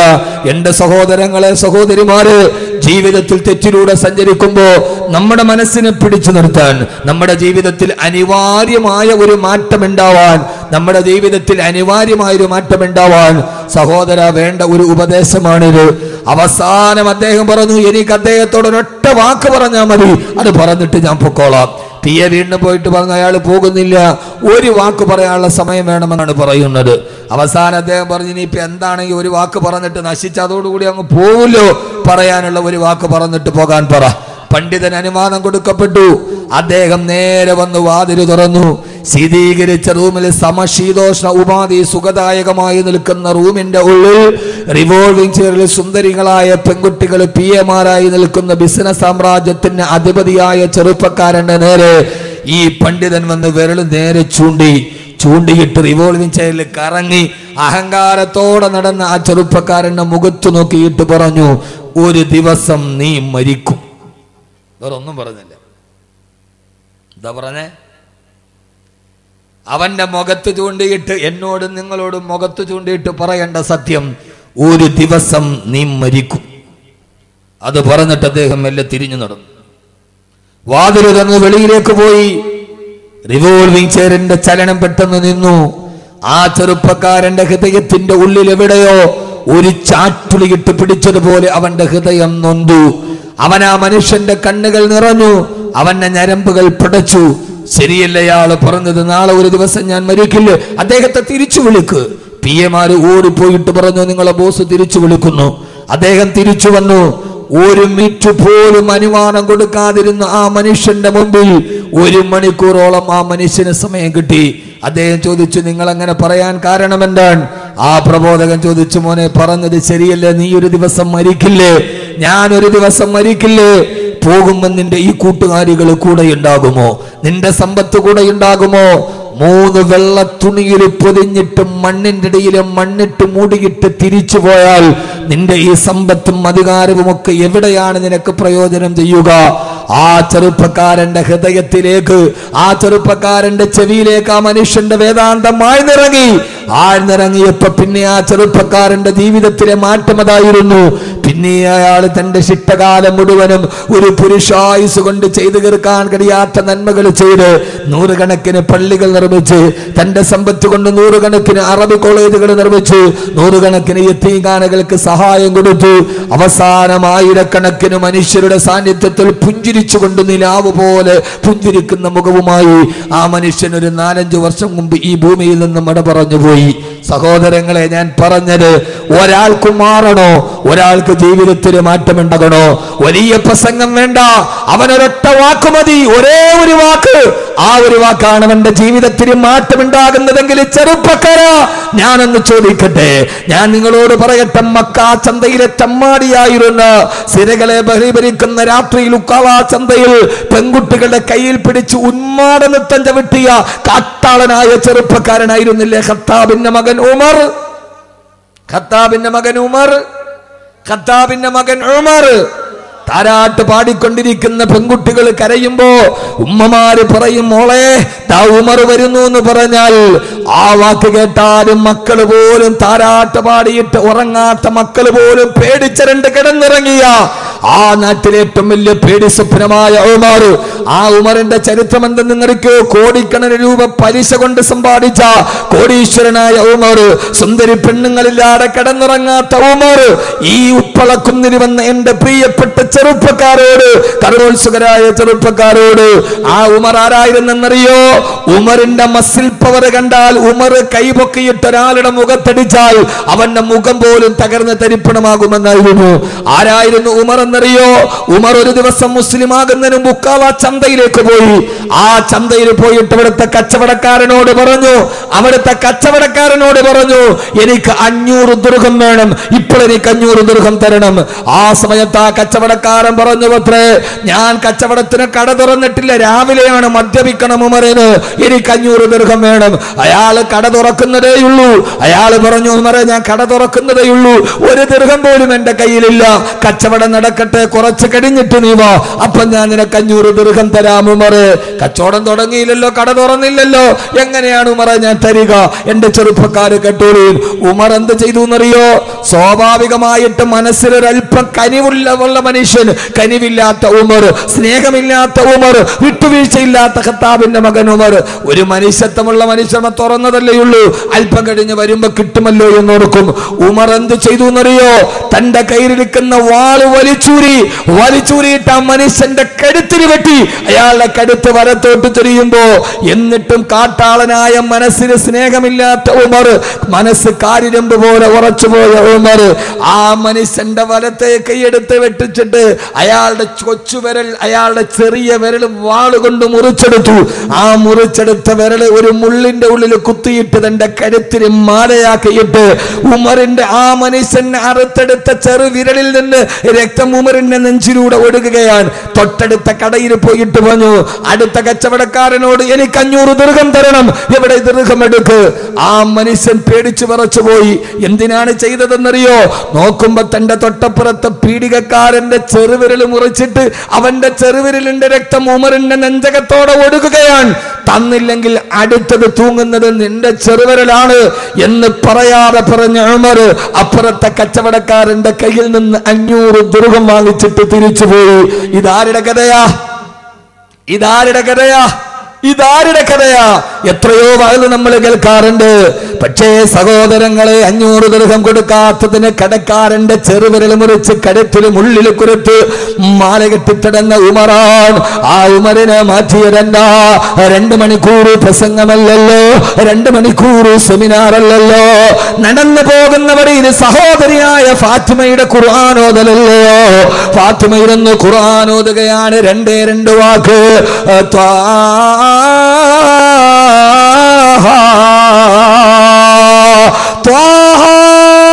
ഉമറിന്റെ ഹൃദയത്തിലോട്ട് 2 അക്ഷരം പടന്നു കയറി.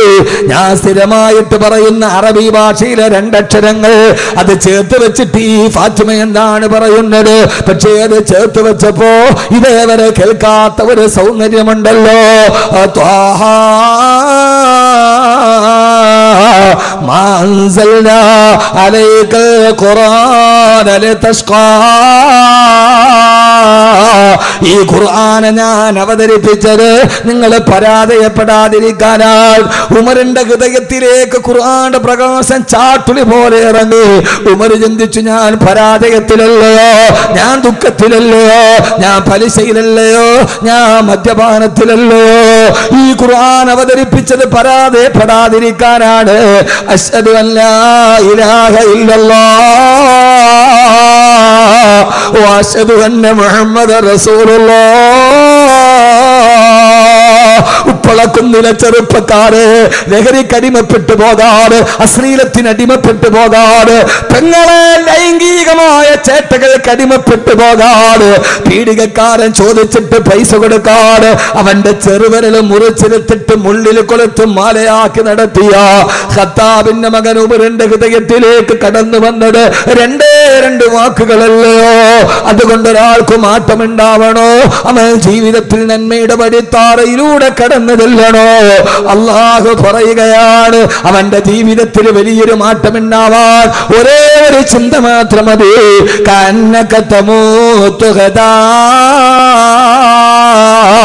അടുത്ത ദിവസം ഞാൻ മരിക്കുമെന്ന് കരുതുക. ഈ ഭൂമിയുടെ സുഭിക്ഷതയ്ക്ക് വേണ്ടിയല്ല ഞാൻ വന്നത്, ഇവിടെ അടിച്ചു പൊളിക്കാനല്ല ഞാൻ വന്നത്. ഇവിടെ പരമാവധി എന്റെ കാസർഗോഡ് പ്രിയപ്പെട്ട ചെറുപ്പക്കാരോട്, അടിച്ചു പൊളിയൽ അല്പം കൂടുതലാണോ എന്ന് സംശയമുള്ളവരോട്, ഇതിന് നമ്മൾ വന്നതല്ലല്ലോ, ഇവിടെ അടിച്ചു പൊളിക്കാൻ വന്നതല്ലല്ലോ, ഇവിടെ കൂത്താടാൻ നമ്മൾ വന്നതല്ലല്ലോ.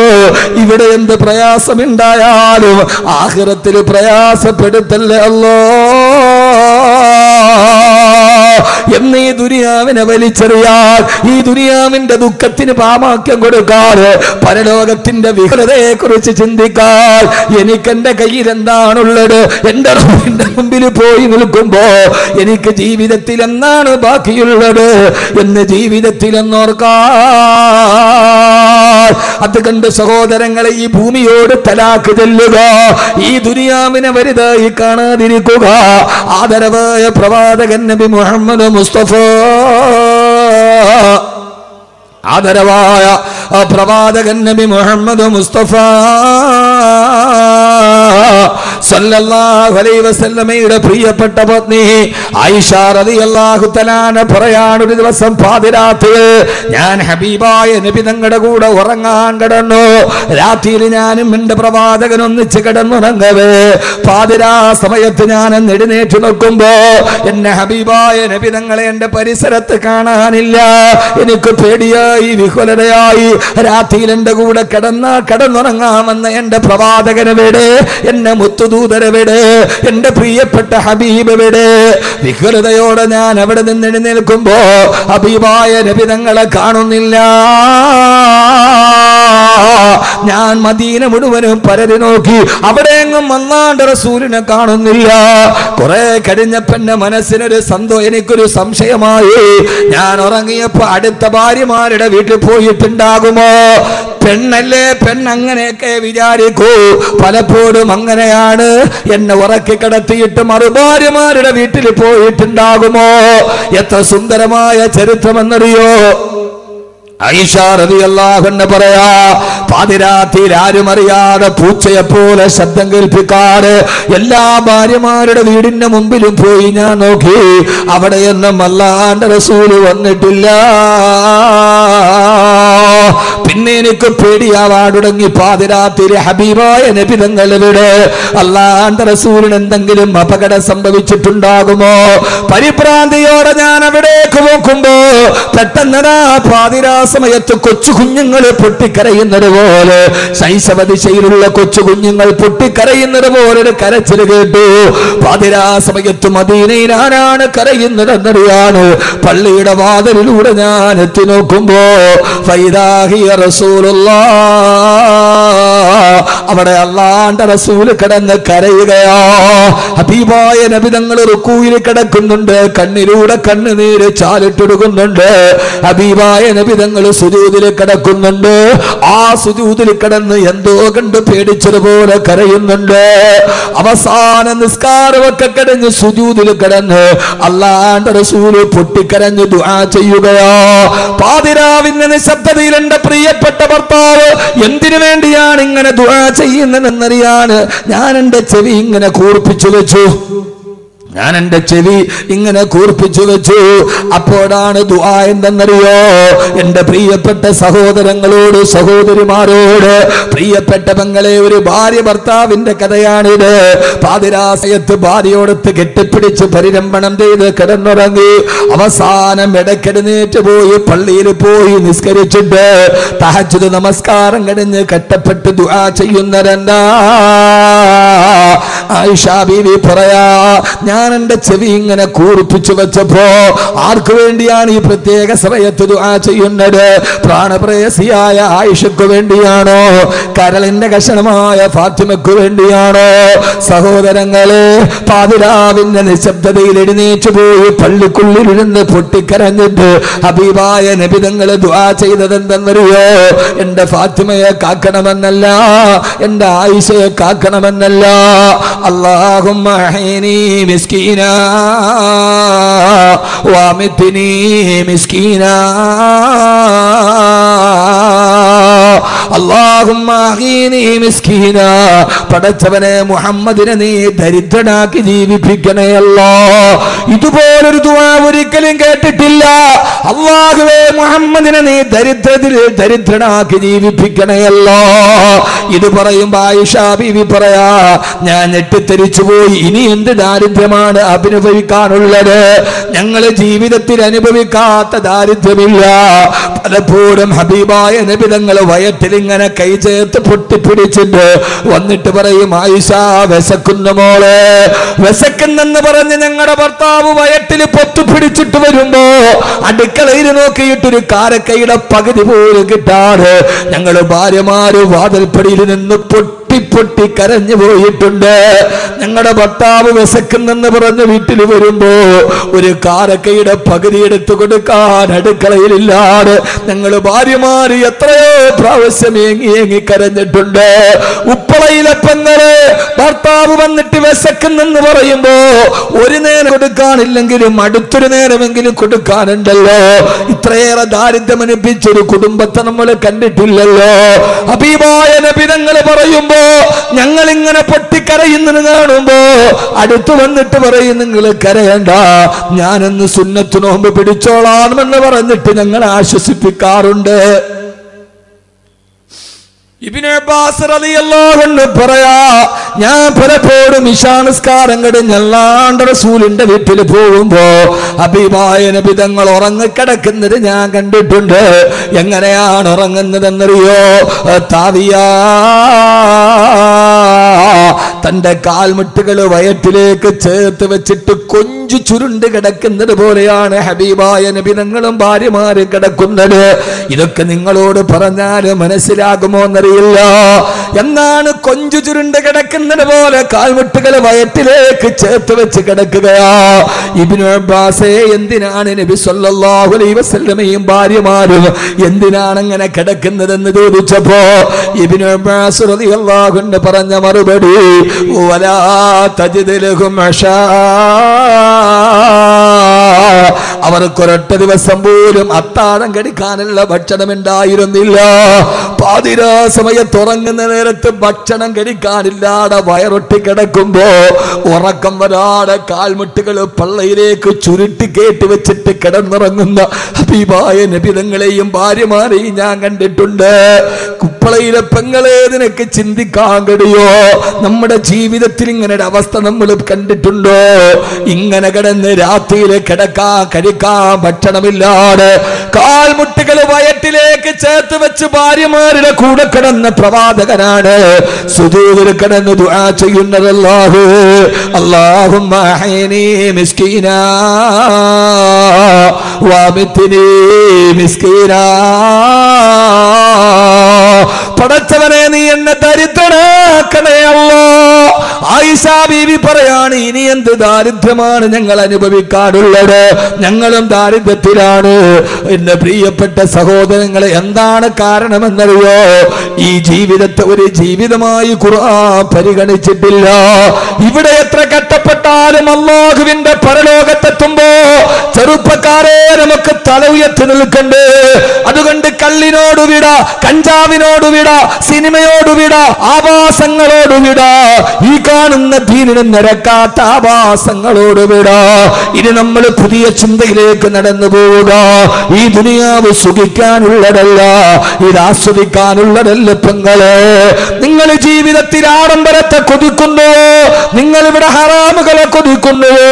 അല്ലാഹുവിற்கு സമ്പത്ത് കൊടുക്കുക, നടക്കുമ്പോ കല്യാണത്തിന്റെ പേരിൽ കോടികൾ ആടിത്തിമിറുക്കുന്ന, കല്യാണത്തിന്റെ തലേ ദിവസം ഗാനമേള നടത്തുന്ന, മഞ്ഞ കല്യാണം എന്ന പേരിൽ ആഭാസത്തെ വാരി വിടത്തുന്ന ഉമ്മായും ഉപ്പായും പ്രായബുദ്ധിയായ മകളുമൊക്കെ മഞ്ഞ വസ്ത്രം ധരിച്ചു അള്ളാഹുവിന്റെ ദീനിന്റെ ഔറത്ത് പോലും സൂക്ഷിക്കാറ് വീഡിയോ ടെലികാസ്റ്റിംഗ് നടത്തിയിട്ട് കല്യാണം ആർഭാടമാക്കുന്ന പെങ്ങളെ, കല്യാണം ആർഭാടമാക്കുന്നവരെ മാറണ്ട മോനെ. വമൽ ഹയാത്തുദ് ദുനിയാ ഇല്ലാ മതാഉൽ ഗുറൂർ. ഈ ദുനിയാവ് നിങ്ങളെ ചതിക്കുമേ. അതുകൊണ്ട് ഈ ആഡംബരത്തിനോട് വിട പറയണം, ഈ അനാശാസ്യത്തിനോട് വിട പറയണം. ഇതൊക്കെ പറയുമ്പോ മൂല്യാക്കന്മാര് മൂരാച്ചികളോ വാക്കവിമാര് പ്രസംഗിക്കുന്നതെന്തിനാ? അവരുടെ മേല് കുതിര കയറാനാണ് ആൾക്കാർക്ക് താല്പര്യം. ആരൊക്കെ പറഞ്ഞാലും ഞങ്ങളിത് ചെയ്യുമെന്ന് പറയുന്നവരോട് സമ്പത്തിന്റെ പേരിൽ അഹങ്കരിക്കുന്നുവെങ്കിൽ കാറൂനിനെ ഓർക്കുക, കുടുംബത്തിന്റെ പേരിൽ അഹങ്കരിക്കുന്നെങ്കിൽ അബൂലഹബിനെ ഓർക്കുക, സമ്പത്തിന്റെ പേരിൽ അഹങ്കരിക്കുന്നെങ്കിൽ കാറൂനെ ഓർക്കുക. തന്റെ സമ്പത്തിന്റെ ആഡംബരം കാണിക്കാൻ ആയിരക്കണക്കിന് കുതിരകൾ, കുതിരയുടെ മുകളിൽ സ്വർണ്ണ ഖജനാവുകൾ, പതിനായിരക്കണക്കിന് അനുയായികളുമായി തന്റെ നാട്ടിലൂടെ തന്റെ സമ്പത്തിന്റെ ആഡംബരം കാണിച്ച കാറൂൻ അവനെ ഭൂമി വിഴുങ്ങിക്കളഞ്ഞുവത്രേ. അല്ലാഹു കാത്തുരക്ഷിക്കട്ടെ, അല്ലാഹു കാത്തുരക്ഷിക്കട്ടെ.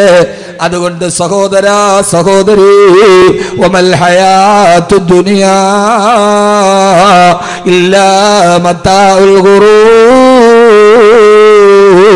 ഈ ദുനിയാവ് ഏത് സമയത്തും നിങ്ങളെ വഞ്ചിച്ചു കളയും. അല്ലാഹു കാത്തുരക്ഷിക്കട്ടെ, അല്ലാഹു കാത്തുരക്ഷിക്കട്ടെ. അതുകൊണ്ടാണ് ഖുർആൻ സൂറത്തുൽ മുൽക്കിന്റെ 2-ാമത്തെ ആയത്ത് അല്ലദീ ഖലഖൽ മൗത വൽ ഹയാ, അവൻ മരണത്തെ സൃഷ്ടിച്ചവനാണ്, വൽ ഹയാത്ത ജീവിതത്തെ സൃഷ്ടിച്ചവനാണ്. അപ്പൊ യഥാർത്ഥ ജീവിതം മരണത്തിന് ശേഷമുള്ള ജീവിതമാണ്. മരണത്തിന് മുമ്പുള്ള ജീവിതം അല്ലാഹു പറഞ്ഞിട്ടേ ഇല്ല. കാരണം ഇതൊരു ജീവിതം അല്ല മനുഷ്യന്മാരെ. ഏത്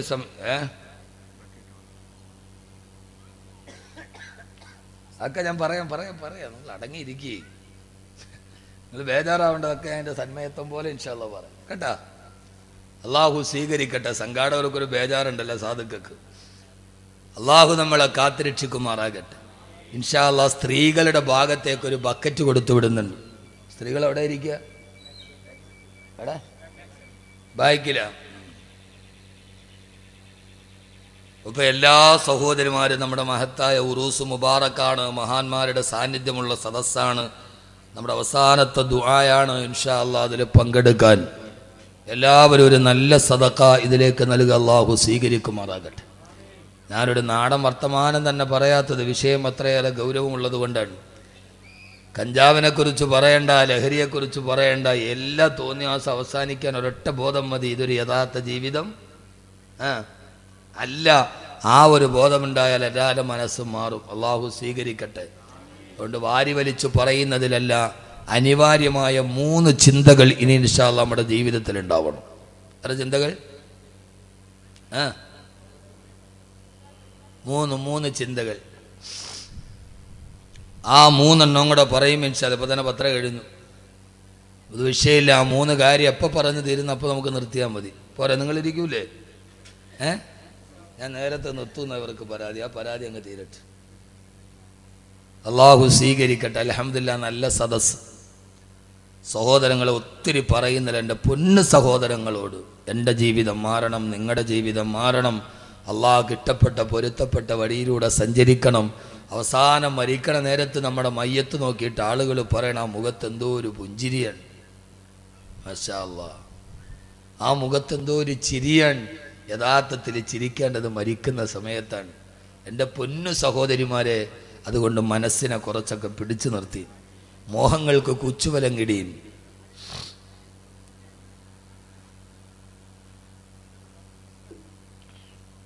അതുകൊണ്ട് അനിവാര്യമായ 3 ചിന്തകൾ. എത്ര ചിന്തകൾ? നമ്മൾ ഉറങ്ങാണോ? പറഞ്ഞിട്ട് പോകുമ്പോൾ ഞങ്ങൾ സൂറത്തുൽ മുൽക്കിൻ്റെ 2 ആയത്ത് പഠിച്ചു. ഒന്നാമത്തെ ആയത്തിൻ്റെ അർത്ഥം എല്ലാത്തിൻ്റെയും അധികാരം അള്ളാഹ്ക്കാണ്. രണ്ടാമത്തെ ആയത്തിൽ പറഞ്ഞത് ഈ ജീവിതം ഒരു ജീവിതമേ അല്ല, മരണത്തിന് ശേഷമുള്ള ജീവിതമാണ് ഏറ്റവും നല്ല ജീവിതം. ആ ജീവിതത്തിലേക്ക് നടന്നു പോകണമെങ്കിൽ നമ്മുടെ ചിന്തകളെ നമ്മൾ മാറ്റണം. അനിവാര്യമായ 3 ചിന്തകൾ ഉണ്ടാവണം. ആ 3 ഞാൻ പറഞ്ഞുതരാം. ഇൻഷാ അല്ലാഹ് നിങ്ങൾ പ്രാവർത്തികമാക്കൂലേ? ഇൻഷാ അല്ലാഹ് പറയും. അങ്ങനെ ഇൻഷാ അല്ലാഹ് പറഞ്ഞവരൊക്കെ ഒന്ന് കൈ പൊക്കണം. നോക്കട്ടെ. കൈയുള്ളവരൊക്കെ പൊക്കി 2 കൈയും പൊക്ക്. മാഷാ അല്ലാഹ്. താഴ്ത്തിയിട്ട് ഉറക്കം പോകാൻ വേണ്ടി ചെയ്ത വേറൊന്നുമില്ല അതിനകത്ത്. ഒന്ന് റീഫ്രഷ്മെൻറ്റ് ചെയ്താണ്, ഒന്ന് റീഫ്രഷ് ആവാൻ വേണ്ടി. നമ്മൾ കമ്പ്യൂട്ടർ സിസ്റ്റമൊക്കെ ഓണാക്കുമ്പോൾ കാണൂലേ റീഫ്രഷ്, അത്രേ ഉള്ളൂ. ഒന്നാമത്തെ ചിന്ത. അപ്പോൾ ആണുങ്ങൾക്ക് ബക്കറ്റില്ലേ? പെണ്ണുങ്ങൾക്ക് മാത്രമുള്ള മുഷാഫത്താ? ആള് ബിരുദന്മാരാണ് കേട്ടോ. ഇൻഷാ അല്ലാഹ് ആയിക്കോട്ടെ. അള്ളാഹു തൗഫീഖ് നൽകട്ടെ. അപ്പോൾ ബക്കറ്റ് പിരിവില്ല. അവസാനം എല്ലാവരും വന്നൊന്ന് മുസാഫത്ത് ചെയ്യണം. ഒരു നല്ല സദഖയാണ്. ഇൻഷാ അല്ലാഹ് വരൂലേ? അത് ആ സമയമാകുമ്പോൾ മുങ്ങൂ. ഇപ്പം നമ്മളൊക്കെ വാതിന് പോകുമ്പോൾ ബക്കറ്റിൻ്റെ മുകളിലൊരു വലിയ തുണി കെട്ടിയിട്ടൊരു ചെറിയ ഹോളാണ് ഇടുക. ഇപ്പോൾ ഞാൻ സകാടവരോട് ചെന്താന്ന് അതങ്ങോട്ട് ഇടുകയേ ചെയ്യാവുള്ളൂ, വെളിയിലോട്ട് എടുക്കാൻ പാടില്ല. കാരണം ചില ആളുകൾ 50 അതിനകത്തിട്ടിട്ട് 100 തിരിച്ചെടുക്കും. വാതിൻ്റെ ഇടയിൽ ധാരാളം ആളുകൾ. ഇപ്പോൾ ഞാൻ പറഞ്ഞല്ലോ, ഇപ്പോൾ ഈ ഒരു പേടിയുള്ള ആളുകളില്ല ഇപ്പോൾ. അതാണ് ഏറ്റവും വലിയ പ്രശ്നം. പേടിയില്ല. ഒന്നാമത് തെറ്റ് ചെയ്യുന്നവനല്ല. പണ്ട് നമ്മളെങ്ങാനൊരു തെറ്റ് ചെയ്താൽ നമ്മൾ സമ്മതിക്കുവാൻ, ഇപ്പോൾ സമ്മതിക്കില്ല. പണ്ട് സ്കൂളിലേക്ക് പോകുന്ന വഴിയിൽ മോശമായ ഫിലിമുകളുണ്ട്. എന്നതിനകത്ത് എഴുതിയിട്ടുണ്ടാവും. അതിൻ്റെ പോസ്റ്റർ എങ്ങാനും നോക്കി നിന്നാൽ വാപ്പ കണ്ട പിടിച്ചിട്ട് നീ എന്ത് വൃത്തികേടാ കണ്ട, വാപ്പ അടിച്ച് പൊതിച്ചു കളയും. വാപ്പാനോട് അല്ലാ വാപ്പ ഞാൻ ഇനി കാണുകയോ ഇല്ല. അങ്ങനെയല്ലേ പറയൂ? അങ്ങനെയല്ലേ പറയൂ? നിങ്ങളെന്ത് മനുഷ്യന്മാരെ, ഇനി അതിന് ബുഖാരി ഓതണോ? അങ്ങനെയല്ലേ പറയൂ? ഉറപ്പാണ്. ഇപ്പോ ഫോണിൽ ഏതൊരു മോശമായ പിക്ചർ വന്നു. എന്തിനാണ് അത് കണ്ടതെന്ന് ചോദിച്ചാൽ അപ്പ കുട്ടി പറഞ്ഞത് അള്ളാണ് വാപ്പ, ഇത് ഞാൻ ഇട്ടതല്ല, ഇത് വേറൊരുത്തൻ്റെ കൂട്ടുകാരൻ്റെ ഫേസ്ബുക്ക് അക്കൗണ്ട് ഞാൻ ലൈക്ക് ചെയ്തപ്പോൾ അവൻ്റെ അതിനകത്ത് പറഞ്ഞ പിക്ചറൊക്കെ ഇതിനകത്ത് വന്നതാണ്. ഞാൻ അവനോട് എനിക്ക് അയക്കരുതെന്ന്, അള്ളാണ് ഞാൻ ചെയ്തതല്ല. ഇപ്പം തെറ്റ് ചെയ്താൽ സമ്മതിക്കില്ല. പണ്ട് കാലത്ത് തെറ്റ് ചെയ്താൽ സമ്മതിക്കും. കാരണം അള്ളാനെ പേടി വല്ലാതെ കുറഞ്ഞു വരികയാണ്. കുരുത്തക്കേട് കാണിച്ച കുട്ടിയല്ല പ്രതി, ആ കുട്ടിയെ അടിച്ച അധ്യാപകനാണ് പ്രതി. അല്ലേ? എല്ലാവരും തലയാട്ടുന്നു. ഉസ്താദെ എല്ലാം ശരിയാണ്, അവനാൻ്റെ മക്കളെ അടിച്ച അപ്പോൾ കാണുകയും ചെയ്യാം. എന്നെ മദ്രസയിൽ ഒരിക്കലും ഉസ്താദ് അടിച്ചു. ഞാൻ വീട്ടിൽ പോയിട്ട് ഉമ്മയോട് പറഞ്ഞു അയാൾ ശരിയല്ല, മുസ്ലിയാർ ശരിയല്ല എന്ന് പറഞ്ഞു. ഉമ്മ ഒരെണ്ണം എൻ്റെ കഴുക്കത്ത് തിരിച്ചിങ്ങോട്ടത് പോടാ മദ്രസ എന്ന് പറഞ്ഞു. ഇപ്പോഴെങ്ങാനും അതുകൊണ്ട് ആ മകൻ ഇന്ന് ഇങ്ങനെയായി. അടിച്ച ഉസ്താദാണ് പ്രതി, മോശം കാണിച്ച വിദ്യാർത്ഥിയല്ല. തെറ്റുകൾ സമ്മതിക്കാൻ ആരും തയ്യാറല്ല. അതാണ് ഇന്നത്തെ ലോകത്തിലെ ഏറ്റവും പ്രധാനപ്പെട്ട വിഷയം എന്ന് ഞാൻ മനസ്സിലാക്കാൻ. അതൊന്നും തെറ്റല്ല. നമ്മൾ വേറൊന്നിനെ കീഴ്പ്പെട്ടു പോയി. നമുക്ക് വാട്സപ്പ്, ഫേസ്ബുക്ക് 24 മണിക്കൂർ ഈ വാട്സപ്പ്. ഒരു ഫോണുമുണ്ട്. ആ ഫോണൊക്കെ ഒരു മുസല്ലയുടെ വലിപ്പം കാണും. അത് കൊണ്ടുവന്ന് നിസ്കരിക്കാൻ വേണ്ടി ഫോൺ കൊണ്ട് മുമ്പിലങ്ങ് ഇടും. പുറകെ കൈകെട്ടണ വേണ്ട ഏതോ പിള്ളേരുടെ മയ്യത്ത് നിസ്കാരം എന്ന് വിചാരിക്കും. ഇത് വാട്സപ്പ്. ആണുങ്ങൾക്ക് മുഴുവനും വാട്സപ്പിന്റെ ലഹരി, പെണ്ണുങ്ങൾക്ക് മുഴുവനും സീരിയലിന്റെ ലഹരി. അതിന്റെ രണ്ടിനെയും മുമ്പിലിരുന്നാൽ പിന്നെ അവർക്ക് സ്ഥലകാല ബോധമില്ല. റോഡ് മുറിച്ച് കിടക്കുമ്പോൾ ഇങ്ങനെ ഞെക്കിയാ പോവുക. വണ്ടി വന്ന് കയറിയാലും അറിയില്ല. ബസ് വന്ന് ഓണടിക്കാൻ നിങ്ങൾ നോക്കൂ. ഇപ്പം ഞാൻ ഇങ്ങോട്ട് വരുമ്പോൾ എൻ്റെ മുമ്പിൽ എൻ്റെ ഡ്രൈവർ വരുന്നു, സാമാന്യ സ്പീഡുണ്ട്. ഫ്രണ്ടിൽ റോഡ് സൈഡിൽ കിടന്ന ഒരു വണ്ടി നേരെ വട്ടം തിരിച്ചു. എൻ്റെ ഡ്രൈവർ നിർത്താതെ അടിച്ചിട്ടും അവൻ വട്ടം തിരിക്കാൻ. അടുത്ത് വന്ന് ഒരു വ്യക്തി ചവിട്ടിയിട്ട് നോക്കുമ്പോൾ അവൻ ഒറ്റ കയ്യിലാണ്, ഇതിനകത്ത് മൊബൈലാണ്. ആലോചിച്ച് നോക്കി. ഹോണിങ്ങനെ ഞെക്കി പിടിച്ചിട്ട് അവ അറിഞ്ഞിട്ടില്ല ഒരു ലഹരിയാണ് വാട്സപ്പ് എന്ന് പറയുന്നത്. റോഡ് മുറിച്ച് കിടക്കുമ്പോൾ പള്ളിയിൽ നിസ്കരിക്കാൻ പറഞ്ഞാൽ അസ്സലാമു അലൈക്കും, വലൈക്കും സലാം. സലാം പറയാൻ ആളില്ല. മയ്യത്ത് കണ്ടാൽ സലാമില്ല.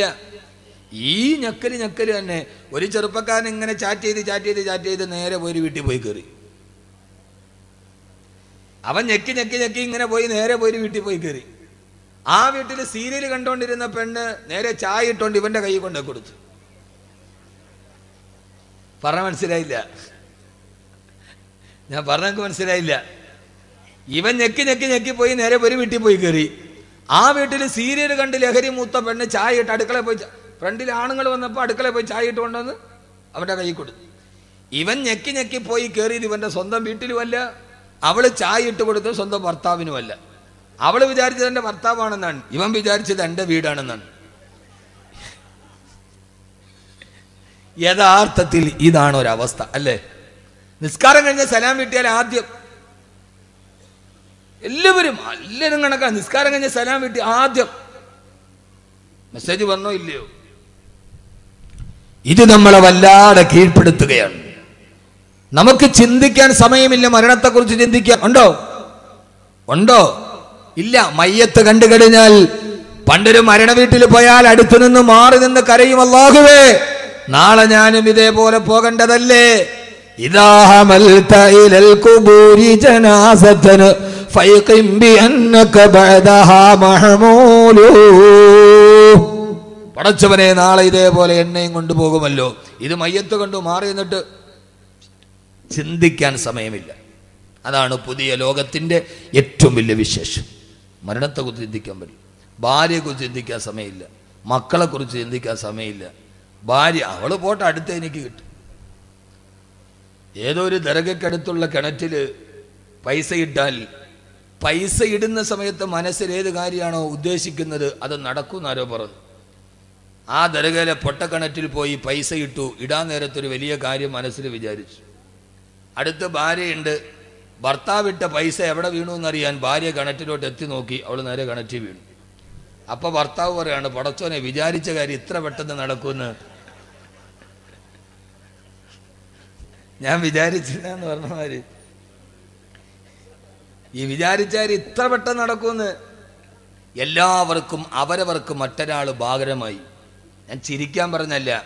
ഭാര്യയ്ക്ക് ഭർത്താവ് ഒരു ഭാരമായി. ഭാര്യയ്ക്ക് ഭർത്താവ് എന്ന് പറയുന്നത് സ്വർഗത്തിലേക്കുള്ള കവാടമായില്ല. ഭർത്താവിന് ഭാര്യ കടമകൾ വീട്ടേണ്ട അള്ളാഹു പറഞ്ഞ ഏറ്റവും വലിയ കടമയായില്ല. ഭർത്താവിന് ഭാര്യ ഏത് സമയത്തും ഒഴിഞ്ഞു പോകേണ്ട ഒരു ചരക്കായി. മാതാപിതാക്കൾക്ക് മക്കള് ഭാരമായി, മക്കൾക്ക് മാതാപിതാക്കള് ഭാരമായി.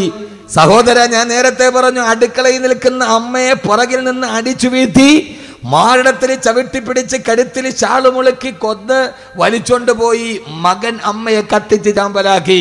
നടുക്കം വിട്ടുമാറുന്നതിന് മുമ്പേ കൊല്ലം ജില്ലയിൽ നിന്ന് വാർത്ത, ഈ അമ്മ സ്രാവിൽ കടന്ന മകനെ വലിച്ച് താഴെയിട്ട് മകനെ പോയി കത്തിക്കരിച്ച് ചാമ്പലാക്കി. അമ്മ പുശാചുക്കൾ പാർക്കുന്ന വേതാള നഗരം പോലെ ഈ ഭൂമി അതപ്പതിച്ചു പോകുമ്പോ, ഈ ഭൂമിയിൽ മനുഷ്യന്മാരില്ല, രാക്ഷസന്മാര് വാണരുടുമ്പോ, ഓരോ ദിവസവും ഓരോ വാർത്തകളും നമ്മുടെ ചെവിയിലേക്ക് കടന്നു പോകുമ്പോ, സഹോദര, ഇനി ഈ ലോകത്ത് ഏറ്റവും നല്ലവനായി ജീവിക്കണോ? അനിവാര്യമായ 3 ചിന്തകൾ നമ്മുടെ മനസ്സിലുണ്ടാവണം. അക്കമിട്ട് പഠിച്ചോളുക. 1, അള്ളാഹു എന്നെ കാണുന്നുണ്ടെന്നുള്ള ബോധമുണ്ടാവുക. ഓരോ ആണിനോടും പെണ്ണിനോടും വിനീതനായ വാക്കവിയുടെ വാക്കുകൾ കാണത്തി ഒരൽപ്പം കഴിയുമ്പോൾ നമ്മൾ പിരിയുകയാണ്. ആ സമയത്ത് നമ്മുടെ മനസ്സിലോത്തിരിക്കാൻ ഇനി മുതൽ നമ്മുടെ ചിന്തകൾ ഈ ചിന്തയാകണേ. 1, എന്റെ അള്ളാഹു എന്നെ കണ്ടുകൊണ്ടിരിക്കുന്നുണ്ട്. അന തഅബുദല്ലാഹ കഅന്നക തറാ ഫഇൻ ലം തകുൻ തറാഹു ഫഇന്നഹു യറാ. എന്റെ ചെറുപ്പക്കാരെ, ഈ ബോധം മനസ്സിലേക്ക് ചേർത്ത് വെക്കുക. അള്ളാഹുവിനെ ഞാൻ കാണുന്നില്ലെങ്കിലും അള്ളാഹു എന്നെ കണ്ടുകൊണ്ടിരിക്കുന്നുണ്ട്.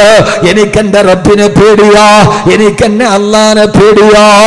സഹോദര, ഈ പേടിയിലൂടെ നടന്നു പോകുമ്പോ എനിക്കെന്റെ റബ്ബിനെ പേടിയാ. ഈ ഉപ്പളക്കുന്നിലെ ഓരോ വീട്ടിലും ഇങ്ങനെ ഒരു ചിന്തയുണ്ടാവണം. ആണിനുണ്ടാവണം, പെണ്ണിനുണ്ടാവണം, മക്കൾക്കുണ്ടാവണം. പാതിരാ സമയത്ത് ഉമർ റളിയല്ലാഹു തആല നടന്നു പോകുമ്പോ, മോളെ പാലില് വെള്ളം ചേർക്കോളെ. ഉമ്മ, ഉമർ കാണില്ല ഉമ്മ. മോളെ, ഉമർ റളിയല്ലാഹു തആല ഉറക്കമാണല്ലോ. ആരും അറിയാതെ പാലില് വെള്ളം ചേർക്കാൻ കൗമാരക്കാരിയായ സുന്ദരി പെണ്ണിനോട് പറഞ്ഞപ്പോ ആ പെണ്ണ് ചോദിച്ചൊരു മറുപടിയുണ്ട്, ഉമ്മ ഇദാ കാന ഉമറു നായിമൻ ഫറബ്ബു ഉമറു യഖ്ലാ. ഉമർ ഇറങ്ങിയാലും ഉമറിന്റെ റബ്ബ് ഇറങ്ങില്ലല്ലോ ഉമ്മ. ഉപ്പളക്കൊന്നില വീട്ടിൽ ഈ കൗമാരക്കാരി ഉണ്ടാവട്ടെ, ഉമ്മ തെറ്റ് ചെയ്യാൻ പോകുന്ന സമയത്ത് ഉമ്മയുടെ കൈ പിടിച്ചിട്ടുമ്മ അള്ളാനെ പേടിക്കണേ ഉമ്മ, അള്ളാനെ പേടിക്കണേ ഉമ്മ, ഉപ്പാനെ ചതിക്കല്ല ഉമ്മ, ഗൾഫിൽ നിൽക്കുന്ന ഉപ്പാനെ ചതിക്കല്ല ഉമ്മ, അള്ള കാണുന്നുണ്ടുമ്മ എന്ന് പറയുന്ന കൗമാരക്കാരി +1 പഠിക്കുന്ന, +2 പഠിക്കുന്ന, എഞ്ചിനീയറിംഗിന് പഠിക്കുന്ന, ഹോസ്റ്റലിൽ താമസിക്കുന്ന, ആരുമില്ലാത്ത സമയത്ത് കോളേജിന്റെ ഇടനാടികളിൽ കാമകനോട് സല്ലാപം നടത്തുന്ന, അന്യപുരുഷനുമായി ബീച്ചുകളിലൂടെ കറങ്ങി നടക്കുന്ന കൗമാരക്കാരിയിൽ നിന്ന് മാറി വീടിന്റെ ഉള്ളിൽ ഉമ്മ ഒരു തെറ്റ് ചെയ്യാൻ പോയാൽ ഉമ്മാടെ കയ്യിലേക്ക് കടന്നു പിടിച്ചിട്ടുമ്മ അള്ളാനെ പേടിക്കണേ, ആഖിറത്തെ പേടിക്കണേ, ഉപ്പാനെ ചതിക്കല്ല ഉമ്മ എന്ന് തിരുത്തി കൊടുക്കാൻ കഴിയുന്ന കൗമാരക്കാര് ഉപ്പളക്കുന്ന് മുഹീദ്ദീൻ മസ്ജിദിന്റെ ഓരോ മഹല്ലിലെ വീടെങ്ങനെയായി മാറണം. അല്ലാഹു തൗഫീഖ് നൽകുമാറാകട്ടെ, അല്ലാഹു തൗഫീഖ് നൽകുമാറാകട്ടെ. ഏത് തെറ്റ് ചെയ്യാൻ പോയാലും പാതിരാ സമയത്ത് ഞാൻ മദ്യപിച്ചാൽ എന്റെ ഭാര്യ അറിയില്ല, എന്റെ മക്കളറിയില്ല, നാട്ടുകാരും അറിയില്ല, എന്നാലും എന്റെ റബ്ബറിയാതിരിക്കില്ലല്ലോ. കഹിനെ ലഗി ഹേ മേം സബ് ദർവാസ ബന്ദ് കർ ഡാലാ ലേകിനും ബന്ദ് ന ഹോ ഗയി ഇഖ്ദർ ഖുദാ വാലാ. ആരുടെ വാതിലടഞ്ഞാലും അല്ലാഹുവിന്റെ വാതിലടയില്ലല്ലോ. ഏത് സമയത്തും മനസ്സിലൊരു ചിന്ത വേണം, അല്ലാഹുവേ ഞാനിനി മദ്യപിക്കില്ല, ഞാനിനി പലിശ വാങ്ങിക്കില്ല, ഞാനിനി ചൂതാട്ടം നടത്തില്ല. കാരണം നീ എന്നെ കാണുകയാണല്ലോ, നീ എന്നെ കാണുകയാണല്ലോ. ഇത് മദ്യപാനത്തിൽ മാത്രമല്ല, കുടുംബ ജീവിതത്തിലും അല്ലാഹുവിനെ കുറിച്ച് പേടിയുണ്ടാവണേ. ഈ അഹമ്മദ് കബീർ പറയുന്നത് മുഴുവനും ഖുർആനാണ്, ഖുർആനാണ്.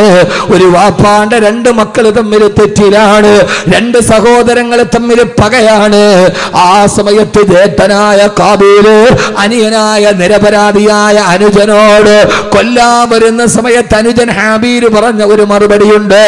കാബീൽ അനുജനോട് അസൂയ മൂത്തിട്ട് ഒട്ടകത്തിന്റെ തോളല് കൊണ്ട് തലയിലടിച്ച് കൊല്ലാൻ വരുമ്പോ, തന്റെ പ്രിയപ്പെട്ട ജേഷ്ഠൻ തന്നെ കൊല്ലാൻ വരുമ്പോ അനിയനായ ഹാബീൽ പറയുന്നൊരു മറുപടി ഖുർആൻ പറയുന്നുണ്ട് സൂറത്തുൽ മാഇദ.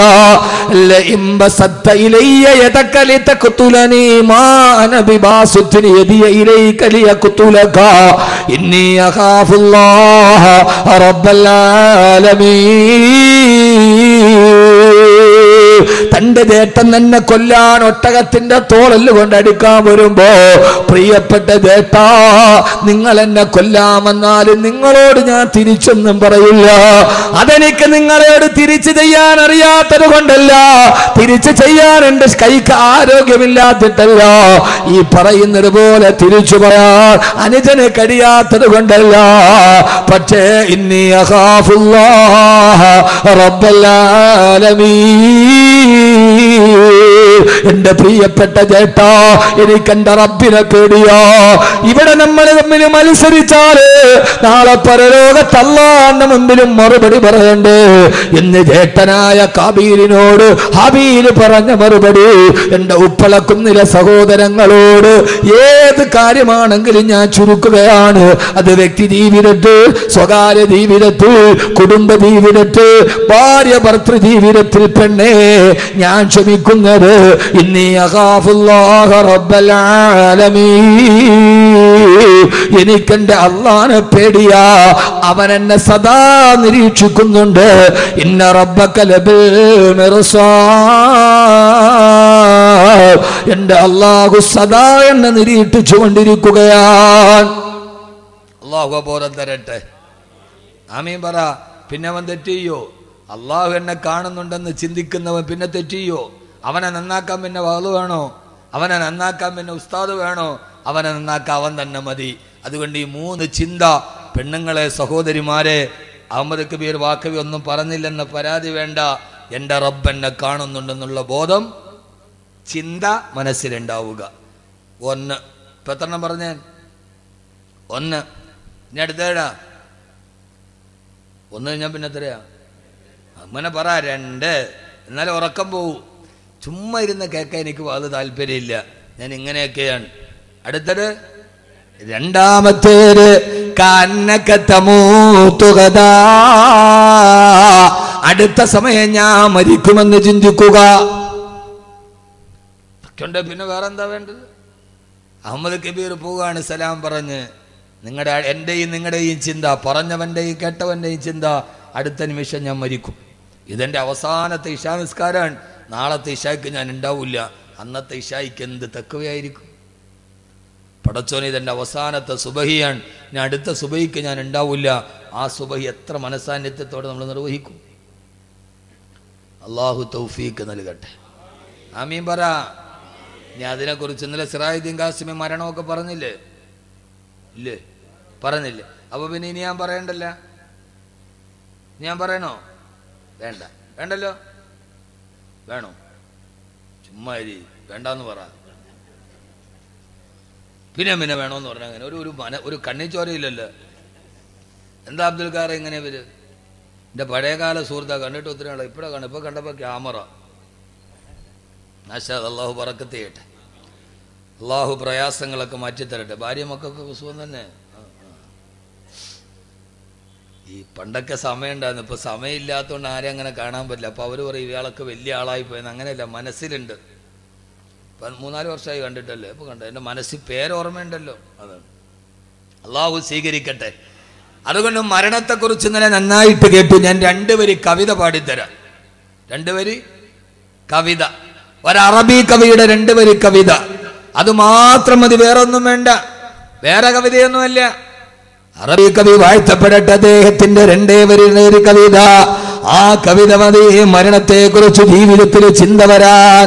ഹലക്കൽ മുദാവി വൽ മുദാവാ വല്ലദി ജലബദ്ദവാബാഹു വൽ മുഷ്തരി. അറബി കവി പാടിത്തരികയാണ്. ഹലക്കൽ മുദാവി വൽ മുദാവാ വല്ലദി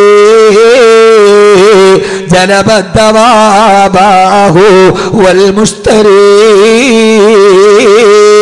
ഹലക്കൽ മുദാവി, ചികിത്സിച്ച ഡോക്ടറും മരിച്ചു. വൽ മുദാവാ, ചികിത്സിക്കപ്പെട്ട രോഗിയും മരിച്ചു.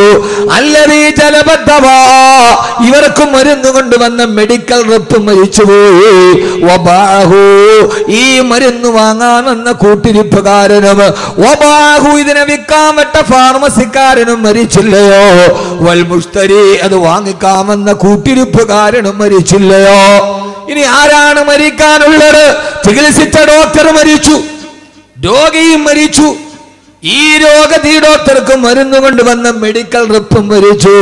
വബാഹു, ഈ മരുന്ന് വിട്ട മെഡിക്കൽ സ്റ്റോറുകാരനും മരിച്ചു. വൽ മുഷ്തരി, വാങ്ങിക്കാമെന്ന കൂട്ടിരിപ്പുകാരനും മരിച്ചു. മരുന്ന് കൊണ്ടൊരാള് മരണത്തിൽ നിന്ന് രക്ഷപ്പെടുമായിരുന്നെങ്കിൽ രക്ഷപ്പെടേണ്ടത് ഫാർമസിക്കാരനല്ലേ? അവന്റെ അലമാരയിൽ ഇരിക്കാത്ത ഏതു മരുന്നാണുള്ളത്? എന്നിട്ടും മെഡിക്കൽ സ്റ്റോർ മുതലാളി മരിച്ചു പോയില്ലേ? പിന്നെങ്ങനെയാണ് സഹോദരങ്ങളെ മരണത്തിൽ നിന്നൊരാള് രക്ഷപ്പെട്ടു പോവുക? അറബി കവിയുടെ ഈ വാക്ക് വാഴ്ത്തപ്പെടട്ടെ. ഹലക്കൽ മുദാവി വൽ മുദാവാ വല്ലദീ ജലബദ്ദവാബാഹു വൽ മുഷ്തരി. ഈ മരണത്തെ കുറിച്ച് ഓർമ്മിക്കുക. അല്ലാഹു തൗഫീഖ് നൽകി അനുഗ്രഹിക്കുമാറാകട്ടെ. ഏത് സമയത്തും മരണത്തെ ഓർമ്മിക്കുക. നമ്മുടെ വീട്ടിൽ മാറ്റമുണ്ടാകാൻ ഒരു ചെറിയ കാര്യം നിങ്ങൾക്ക് ഞാൻ പറഞ്ഞു തരാം. വീട്ടിലെ ഭർത്താവ് നന്നാവും, ഭാര്യ നന്നാവും, വീട്ടിലെ പെൺമക്കൾ നല്ലവരാകും. അവര് നിന്നെ ഹറാമ് ചെയ്യില്ല. ഒരു ചെറിയ കാര്യം നിങ്ങൾ ചെയ്താൽ മതി, നിങ്ങളുടെ വീട്ടിൽ അനിവാര്യമായ മാറ്റമുണ്ടാവും. ആ ഒരു ചെറിയ കാര്യം നീ വിനീതം പറഞ്ഞു തരാം. ഇൻഷാ അല്ലാഹ് നിങ്ങൾ ചെയ്യുമല്ലോ. ചെയ്യില്ലേ? ഉറക്കെ ഇൻഷാ അല്ലാഹ് പറ. നിങ്ങൾ എന്തിട്ട് മനുഷ്യന്മാരാകും? നിങ്ങൾ ഉറക്കെ പറ. നിങ്ങൾ പൈസ തരണ്ട, 1 ലക്ഷം നിങ്ങൾ തരണ്ട. ഏറെ വന്നാൽ ഒരു 250 രൂപ മുടക്കിയാൽ മതി. എത്ര വകല് പറഞ്ഞാലും നന്നാവാത്തവര് നന്നാവും. അതിനെന്ത് ചെയ്യണമെന്നറിയോ? വൈകുന്നേരം ഇശാ നമസ്കാരം കഴിഞ്ഞ് വീട്ടിൽ പോകുമ്പോ എല്ലാവരും ഒരുമിച്ചിരുന്ന് ഭക്ഷണം കഴിച്ചു. ആ ഭക്ഷണമൊക്കെ കഴിച്ചിട്ട് കയ്യും കഴുകിയിട്ട് ഓരോരുത്തർ അവരവരുടെ കിടക്കറയിലേക്ക് പോകുന്നതിന് മുമ്പ് വീടിന്റെ മേശയ്ക്ക് ചുറ്റും എല്ലാവരും ഒരുമിച്ചിരിക്കണം. എന്നിട്ട് മകളോട് പറയണം, പൊന്നുമോളെ ഒരു പാട്ടുപാട്, പൊന്നുമോളെ ഒരു പാട്ടുപാട്. മോളെ കൊണ്ടൊരു പാട്ട് പാടിപ്പിച്ചാൽ മതി, നന്നാവും. അല്ലെ മോനോട് പറയണം, മോനെ ഒരു പാട്ടുപാട്, ആ നാട് മുഴുവൻ നന്നാവും, വീട് മുഴുവൻ നന്നാവും. നിങ്ങൾ എന്നെ അന്തം വിട്ട് നോക്കണല്ലോ മനുഷ്യന്മാരെ, പാട്ടുപാടി നന്നാക്കാനാ. അറിഞ്ഞൂടെ പാട്ട്?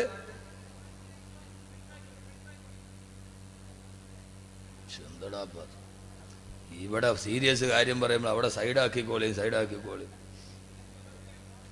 നീ ബേഞ്ഞ് കീഞ്ഞ് പോവാനുള്ളതിന് ഇവിടെ നോക്ക്. മകളെ കൊണ്ട് എന്ത് ചെയ്യണം? ഒരു പാട്ട് പാടിപ്പിക്കണം. ശല പഠിപ്പിക്കോ മകനെ കൊണ്ട്? ഏത് പാട്ടാ? മരണത്തെ കുറിച്ച് പാടണം. അല്ലാതെ ഇല്ല മറ്റേ പാട്ടല്ല, പ്രണയം. നീലരാവിൽ നഗ്നമേനികൾ നീലരാവിലു ഉരസുന്ന സുഖമല്ലോ പ്രണയം. അതല്ല പ്രണയം എന്ന് പറഞ്ഞാൽ എന്താ? എനിക്ക് പറയാൻ ഉത്തരവുണ്ട്, പക്ഷെ പറയാൻ ഈ സ്ഥലം ശരിയാവല്ലാത്തോണ്ട് ഞാൻ പറയാതിരിക്കണം. നമ്മുടെ മാപ്പിളപ്പാട്ട് വലിയ മുബാറക്കായിട്ട് ബിസ്മി പറഞ്ഞ് ഒതുവെടുത്തിട്ട് നമ്മളിട്ട് കേൾക്കണ മാപ്പിളപ്പാട്ടേതാ?